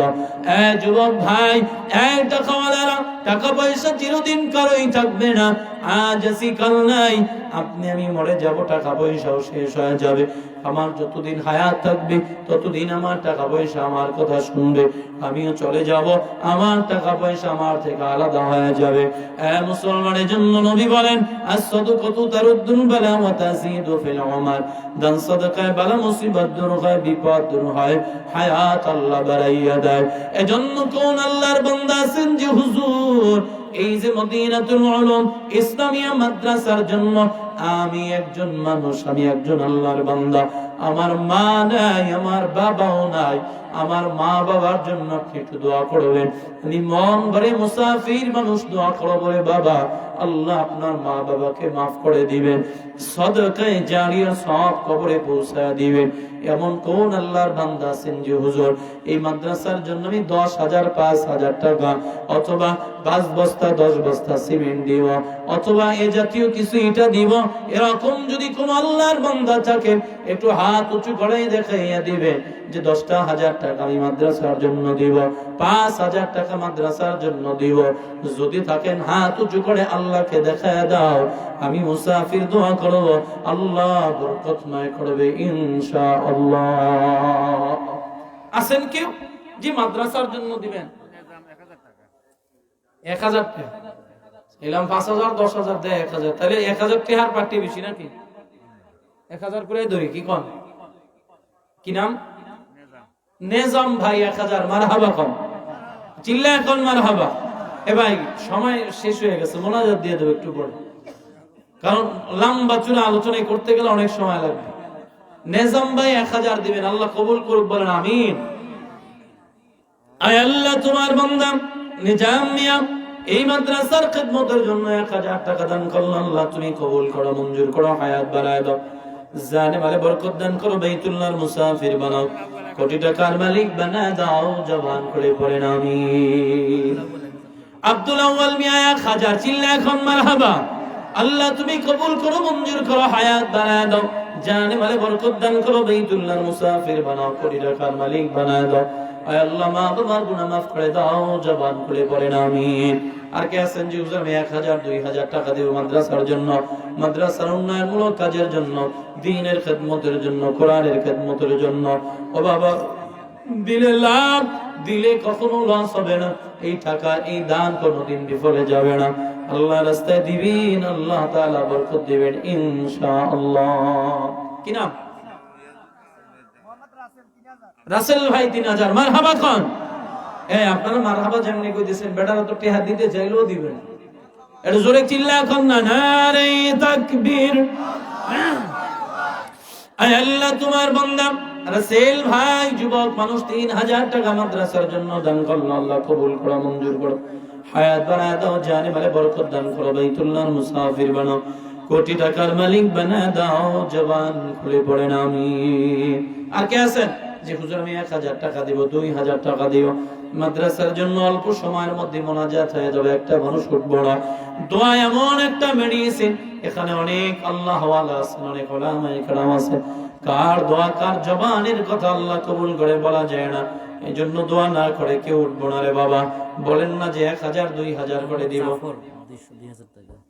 জাফর মিয়া 2000 টাকা, জোরে কান মারহাবা। আয় আল্লাহ তোমার বান্দা জাফর মিয়ার দান কবুল করো, মঞ্জুর করো, হায়াত বাড়াইয়া দাও, জানে মালে বরকত দান করো, বাইতুল্লাহর মুসাফির বানাইও, কোটি টাকার মালিক বানাইয়া দাও, জবান খুলে পড়েন আমিন। আর আছেন কেউ? তাড়াতাড়ি করবেন, সময় নষ্ট করা যাবে না। নারে তাকবীর! দৌড়ো, তাকবীরের আওয়াজ ভালো না, আরো জোরে লিল্লাহে তাকবীর। ফেরি ক্ষুধা লাগলে যে এই দশা, নাহলে আমাদের এই দশা। একজনের নাম সারা 5000, মারহাবা খান। চাইছিলাম 5000 10,000, 5000 এর একজন পাইছি, 10,000 এর একজন পাইলে আমার ইজ্জত বাঁচল। আয় আল্লাহ তোমার বান্দা নাম জানায় নাই, 5000 টাকা মাদ্রাসার খেদমতের জন্য দিল, আল্লাহ কবুল করো, মঞ্জুর করো, হায়াত বাড়ায় দাও, জানে মালে বরকত দান করো, বাইতুল্লাহর মুসাফির বানাইও, কোটি টাকার মালিক বানায় দাও, জবান খুলে চিল্লা পড়েন আমিন। বলেন 5000 টাকা দিছে, এখন 10,000 একজনের পাইলি হয়ে যায়।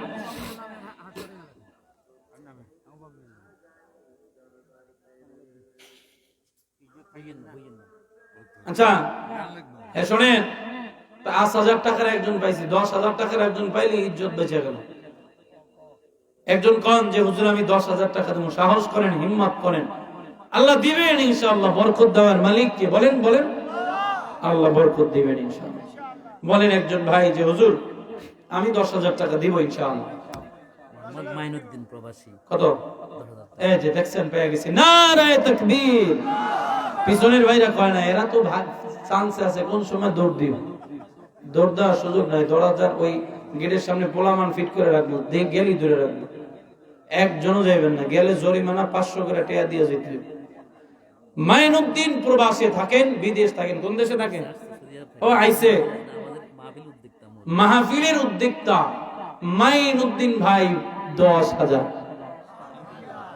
নাউজুবিল্লাহ, জোরে কোন ইমান হাবা কয়, এতে বুঝে হ্যাঁ টেহা দেওয়া লাগবে, ঘুষ খাওয়ানো লাগবে। আমি কি ঠিক চিনি আপনাকে? গুছাই খোসাই খোসাই কইতে হবে, জোরে কোন মারহাবা। আর জোরে লিল্লাহে তাকবীর। আয় আল্লাহ তোমার বান্দা মাইনুদ্দিন ভাই 10,000 টাকা তোমার ঘরের নবীর ঘরের খেদমতের জন্য দান করলো, আল্লাহ তুমি কবুল করো, মঞ্জুর করো, হায়াত বাড়ায় দাও, জানে মালে বরকত দান করো, বাইতুল্লাহর মুসাফির বানাইও, প্রবাস জীবনকে বরকতময় করে দিও। আয় আল্লাহ কোটি টাকার মালিক বানায় দাও, জবান খুলে পড়েন আমিন। আল্লাহ তার মা বাবা নাই, সদকায়ে জারিয়ার সওয়াব কবরে তুমি পৌঁছায়া দিও, মা বাবার কবর জান্নাতের টুকরা বানায় দাও, জবান খুলে পড়েন আমিন। আর আছে কেডা? 10,000।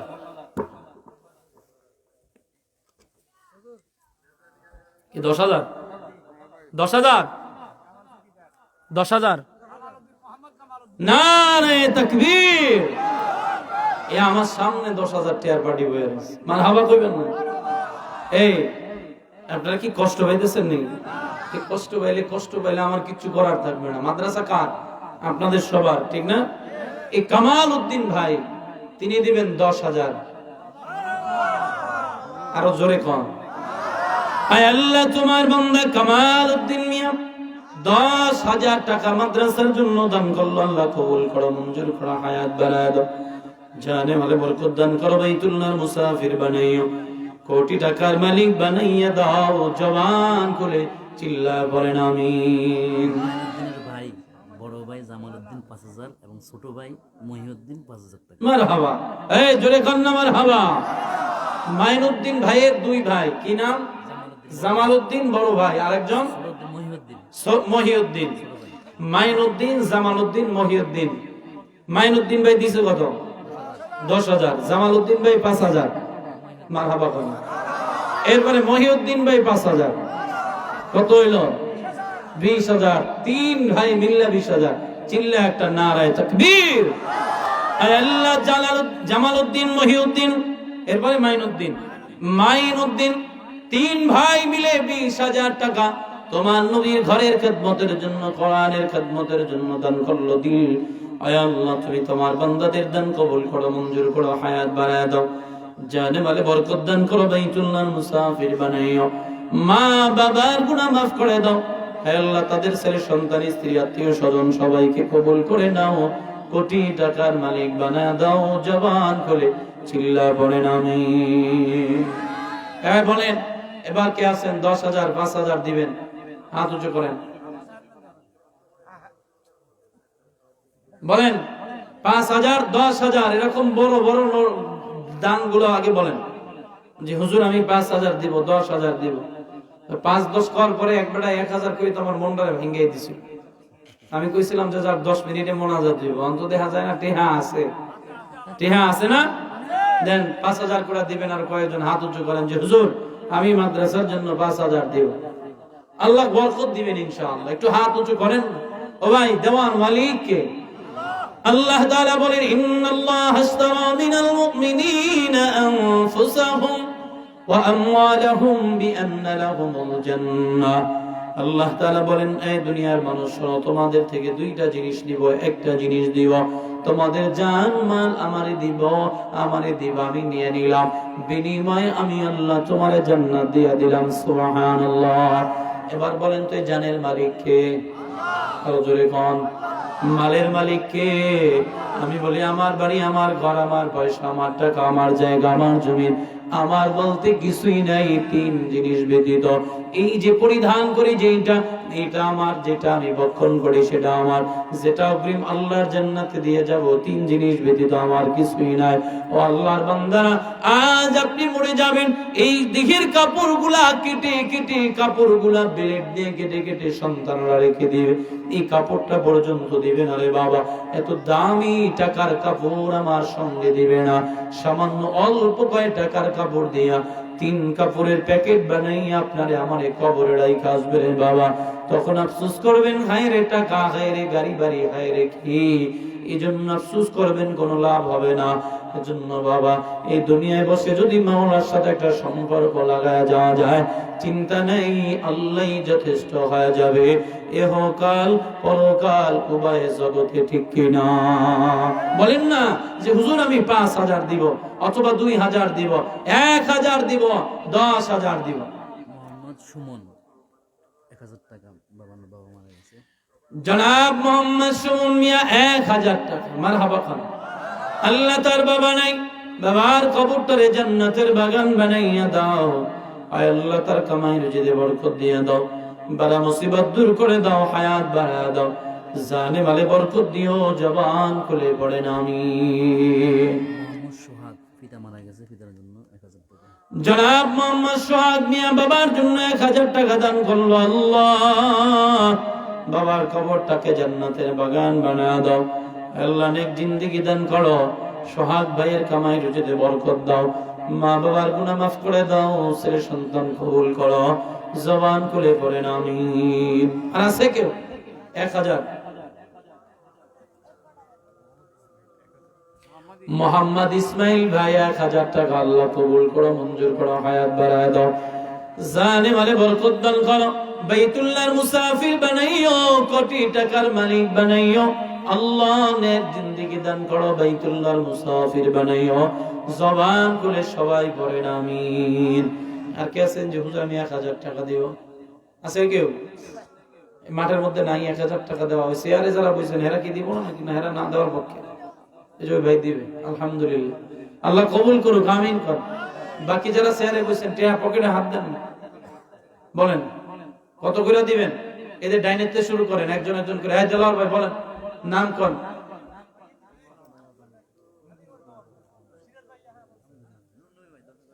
মারহাবা। এই যে নুননবী ভাই চেয়ার থেকে উঠে বলে গেছে 10,000 দিবে। মারহাবা জোরে খান। এবারে ধরেন কেউ যেতে দিবেন না, চেয়ারে 10,000 নিচে একটা হলে আম জীবন। আয় আল্লাহ তোমার বান্দা নূর নবী ভাই 10,000 টাকা মাদ্রাসার জন্য দান করলো, আল্লাহ কবুল করো, মঞ্জুর করো, হায়াত বাড়ায় দাও, জানে মালে বরকত দান করো, বাইতুল্লাহর মুসাফির বানাইও, কোটি টাকার মালিক বানায় দাও, নেক জিন্দেগি দান করো, জোরে আওয়াজ করে পড়েন আমিন। কত আগে দিছে বলে যাক আলহামদুলিল্লাহ। আগে আমার আগে হুজুরে তো উঠাইছিল টের। বলেন 10,000 টাকার আর নাই কেউ? এই সভাপতি এই 10,000 টাকা দিয়ে সভাপতি কেরা? এই পাশে সভাপতি সব কত দিবেন?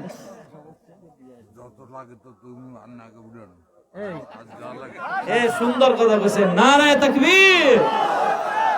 এই যে একটা মানুষ পাইছে, সেদিন ভোলা মাহফিল করছিলাম, মাদ্রাসার ছাদ দিবে, হুজুর মাদ্রাসার ছাদের লেগে টাকা উঠেন, তাই শেষ পর্যন্ত টাকা উঠাইতেছি। একজনে ওই পাশে এক ভাই বসা ছিল, একবারে এই সভাপতির মতো চেহারা, এমনি সুন্দর, কিন্তু হ্যাঁ যুবক, হ্যাঁ বুড়া, এ খুব জুয়ান, একেবারে সুন্দর। আমি কই ভাই কত দিবেন? কয় হুজুর যা লাগে আমি দিব। আমি কই তাহলে ঠিক আছে, আমরা বাকি উঠাইতে থাকি, যা টান পড়বে এটা আপনি দিবেন। এখন আজকেও আমরা যা উঠামো, এরপরে যা লাগে এটা সভাপতি সাহেব দিবে। আপনারা কি করেন? যাক ইনশাআল্লাহ কইছে, আলহামদুলিল্লাহ খান। আয় আল্লাহ তোমার বান্দা, কি নাম সভাপতি সাহেবের নাম কি জানি? এই এই আছে না এনে? এই যে আলাউদ্দিন দিদার, আলাউদ্দিন দিদার। আয় আল্লাহ তোমার বান্দার দিলটারে তুমি বড় বানাইও, আল্লাহ তোমার বান্দার সুস্থতার সাথে নেক হায়াত দান করে দিও। আয় আল্লাহ তার আব্বা আম্মাকে মাফ করে দাও, আল্লাহ তিনি অসুস্থ আছেন, সুস্থতার নিয়ামত দান করো, আল্লাহ ছেলে সন্তানগুলো কবুল করো, নেককার বানাইও, কোটি টাকার মালিক বানায় দাও, সম্পদশালী বানায় দাও, আবু বকরের মতো দানশীল হিসাবে কবুল করো, জোরে কোন আমিন। যাক আলহামদুলিল্লাহ, আপনারা একটা সভাপতি পেয়েছেন, আল্লাহ কবুল করুক, হায়াত আল্লাহ আর ওনারে আরো 50-100 বছর বাড়ায় দেয়, আমিন কোন। এ বাঁচতে কি কোনো সমস্যা আছে? এ দিবে এরকম ইনশাআল্লাহ, মন ভালো আছে বলছে ইনশাআল্লাহ, মোড়ামুড়ি ঘোরাঘুরি কিচ্ছু করে না, ডাইরেক্ট ইনশাআল্লাহ বলে বলছে, দিল ভালো। আমিন কোম্পানি 2000 টাকা। আমিন কোম্পানি কি নামি কোম্পানি নাকি?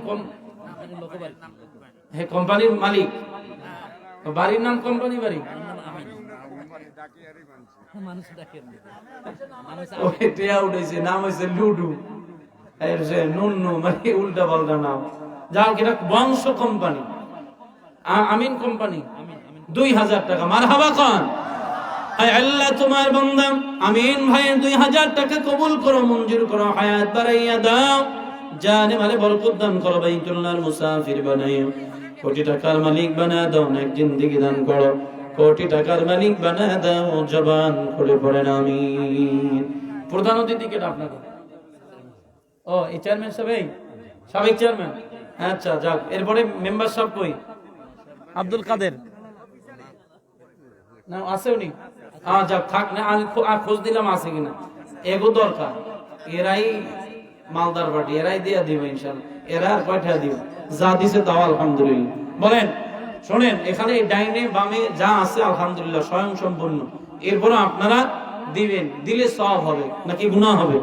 বলেন আপনারা খালি 1,000 2,000 5,000 করে বড়গুলো হেরা দিবেন। বলেন 1,000 দেওয়ার মতো আর কে আছে? হাত উঁচু করে তাড়াতাড়ি। 11টা বেজে গেছে নাকি? ওই যে 11টা বাজছে, চাইছিলাম যে 11টার মধ্যে মোনাজাত দিব ইনশাআল্লাহ। বলেন কে আছেন 1,000 2,000 দেওয়ার মতো? নাই, মাঠে নাই। মাদ্রাসার শিক্ষক আশেক, তিনি দিবেন 500 টাকা, জোরে কোন মারহাবা। আল্লাহ তোমার বান্দাকে কবুল করো, ইলমে আমলে জবানে বরকত দান করো, আল্লাহ মা বাবার গুনাহ মাফ করো, বাইতুল্লাহর মুসাফির বানাও, আল্লাহ সম্পদে বরকত দিও, জবান খুলে পড়েন আমিন। এরকম যদি 500 করে দেন তাও হবে। বলেন যে হুজুর আমি 500 টাকা দিব, 1,000 টাকা দিব, 2,000 দিব, মা বাবার জন্য। আয় আল্লাহ তোমার বান্দাগুলোর দিল নরম করে দাও, আয় আল্লাহ মা বাবার হায়াতে বরকত দিয়ে দাও। শাহ আলম ভাই যুবক মানুষ 500 টাকা ওয়াদা করলো, আল্লাহ কবুল করো, মঞ্জুর করো, হায়াত বাড়ায় দাও, জানে বলে বরকত দান করো, বাইতুল্লাহর মুসাফির বানাইও, কোটি টাকার মালিক বানায় দাও, জবান করে বলেন আমিন। আর আছেন কেউ দেওয়ার মতো?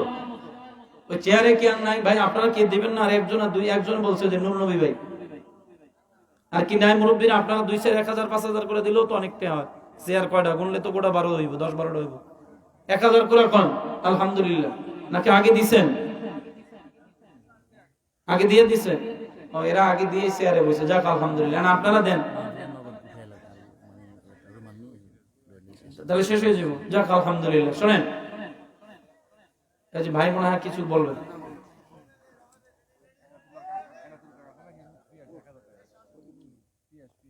পিয়াস ভাই 1000, মারহাবা খান। আয় আল্লাহ, তোমার বান্দা পিয়াস মিয়া 1000 টাকা দান করুন, আল্লাহ কবুল করো, মঞ্জুর করো, হায়াত বাড়ায় দাও, জানে মালে বরকত দান করো, বাইতুল্লাহর মুসাফির বানাও, কোটি টাকার মালিক বানাও দাও, বলেন আমিন। শুনেন, যারা 1000, 2000, 5000, 10000 দিতে পারেন নাই, হ্যাঁ আমার দিকে তাকান। আপনারা বলবেন, হুজুর আমাদের এত টাকা নাই। সিরাজ ভাই কেডা? আপনি কত দিবেন? 1000। এই ভাই 5000, মারহাবা খান। এই দেখছেন, আমি তো মোনাজাত দিয়া দিছিলাম, আমি 5000 টাকা তো মায়ের গেছি। এই ভাই কত দিবে? আপনিও দিবেন? এই ভাই আপনি 1000। 1000। ওই সিরাজ ভাই 5000। আপনি কি নাম? আপনি সিরাজ, তাহলে উনি কেডা? হ্যাঁ, বাবা রে বাবা, দুইজনই সিরাজ। আয় আল্লাহ, এক সিরাজ ভাই 5000 আর এক সিরাজ ভাই 1000, মোট হলো 6000। আল্লাহ তুমি দুই সিরাজ ভাইকে কবুল করে নাও, আল্লাহ তুমি তাদেরকে জান্নাতি বন্ধু বানায় দাও। আয় আল্লাহ, তাদের মা বাবার গুনাহ মাফ করে দাও, ছেলে সন্তান কবুল করো, আল্লাহ কোটি টাকার মালিক বানায় দিও, বাইতুল্লাহর মুসাফির বানাইও, বলেন আমিন। শুনেন, এই তিন ব্যক্তির দোয়া আল্লাহ ফিরায় না। মুসাফির, মাজলুম, পিতামাতা, এই তিন জনের মধ্যে আমি মুসাফির। কই কই দেই? সিরাজ আরেককে কই দিছেন? সিরাজ ভাই দিছেন? কই? কত? 5000? কয়টা? পরে দেবে? 5000? হে কই পরে দিবা? আপনারা কোন 5000? মারামারির ভাব করতেছেন। 5000 মারহাবা। তাহলে এই সিবার মধ্যে পড়ে রয়েছেন কি লাগে? নারায়ে তাকবীর। আয় আল্লাহ, সিরাজ ভাই আর এক সিরাজ ভাই, তিন সিরাজ, মাশাআল্লাহ। 4 সিরাজ। তার একজন কই? কই? আপনি দিয়ে গেছেন 500। ও যাক আলহামদুলিল্লাহ, 4 সিরাজ। কই? হে দে, হেও দিছে, এরা দুইজন আগে দিছে।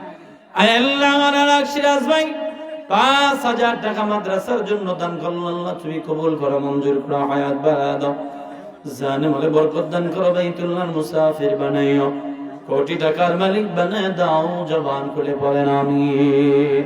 শুনেন, এই তিন জনের মধ্যে আমি মুসাফির। শুনেন, এখানে যারা 1000, 2000, 5000 যে যেরকম দিচ্ছেন এটা দেখার বিষয় না। সর্বশেষ মোনাজাতের আগে আমি মুসাফির মানুষ হাত বাড়াইছি মাদ্রাসার জন্য, যার পকেটে 100 টাকার একটা নোট আছে। হ্যাঁ, শুনতেছেন আপনারা? 100 টাকার নোট যার পকেটে আছে, তার কাছে আমার দাবি, আপনি নিজে উঠে আইসা আমার হাতে মাদ্রাসার জন্য 100 টাকা দিয়ে যাবেন, মুসাফা করে যাবেন, বরকতের জন্য দোয়া করে দেবে। আসেন তাড়াতাড়ি। নাই 100 টাকা ওয়ালা নাই কেউ পকেটে, তাড়াতাড়ি আসেন, নিজ দায়িত্বে আসেন, নিজের টাকা নিজে নিয়ে আসবেন, আমার হাতে দিয়ে যান। আসেন, যারা দিচ্ছেন দেন নাই, সবাই মিলা 100 টাকার নোট যার পকেটে আছে এই মাদ্রাসার জন্য, এটা আমি নিতাম না, আমি এটা দেখি। আসেন, ওঠেন ওঠেন। কি কয়? 100 টাকার নোটও নাই পকেটে, এমনি খালি পকেটে মানুষের মাহফিলে আয়। আয় আল্লাহ, তোমার বান্দা 100 টাকা দান করলো, আল্লাহ তুমি কবুল করো, মঞ্জুর করো, হায়াত বাড়ায় দাও। এ ভাই ওঠেন না, মাজা কামড় সোজা করেন, এতে ইজ্জতের কিছু নাই। আসেন, আমি মুসাফির মানুষ, আমার হাতে দিল, আল্লাহ তুমি বরকতময় করে দাও, আল্লাহ তুমি গুনাহ মাফ করে দাও। আরেক ভাই 100 দিল, আর এক যুবক ভাই 100 টাকা দিল। ও ভাইরা একটু ওঠেন না, কষ্ট করে ওঠেন, আবার গিয়া বসেন, মাজা কামড় সোজা করেন, মোনাজাত দিয়ে দিব, তারপরে বাড়িতে চলে যাব। আল্লাহ আল্লাহ তোমার আর এক বান্দা 100 টাকা দিল, আল্লাহ তুমি কবুল করো, মঞ্জুর করো, আল্লাহ তুমি হায়াত বাড়াইয়া দাও, জানে মালে বরকত দান করো। আর এক ভাই যুবক মানুষ, আল্লাহ আরো 100, 200 টাকা দিল, আরো ভাই 100 টাকা দিল, আরেকটা ছোট বাচ্চা 100 টাকা দিল, আরো একটা মাসুম বাচ্চা 100 টাকা দিল, আল্লাহ তুমি কবুল করো। আল্লাহ মুরব্বী বাবাজি 100 টাকা দিল, আল্লাহ তুমি তার হায়াতে বরকত দিয়া দাও। তাড়াতাড়ি। আরে কি ব্যাপার, ওঠে না? হ্যাঁ ওঠেন, তাড়াতাড়ি ওঠেন। আয় আল্লাহ, তোমার আরেক বান্দা আর 100 টাকা দিল, আরেক বান্দা এক মাসুম বাচ্চার হাতের মধ্য থেকে 100 টাকা দিল, আল্লাহ কবুল করো, আলহামদুলিল্লাহ, আল্লাহ তুমি কবুল করো, মঞ্জুর করো। কি ব্যাপার, আপনাকে পকেটে 100 টাকা নাই, পিছনে বাইরে উঠতে মন চায় না, বলেন আমি আহি তাইলে। নাহলে তাড়াতাড়ি আসেন, সময় নাই, মোনাজাত দিয়ে দেন। আসেন তাড়াতাড়ি, 100 টাকা। আয় আল্লাহ, তোমার যেই যেই বান্দারা নগদ বাকি যে যেভাবে দিল, আল্লাহ তুমি তোমার বান্দাদের দান কবুল করে নাও, মঞ্জুর করে নাও।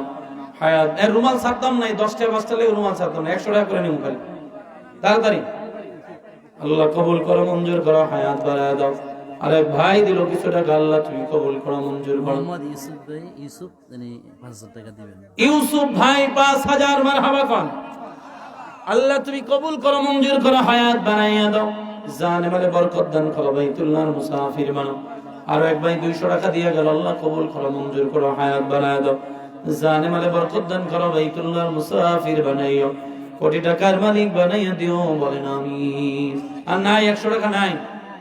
হ্যাঁ দেলার ভাই কই যান না, ভিতরে যান, 100 টাকা দেবে, অনেকে উঠতে চায় না, যান।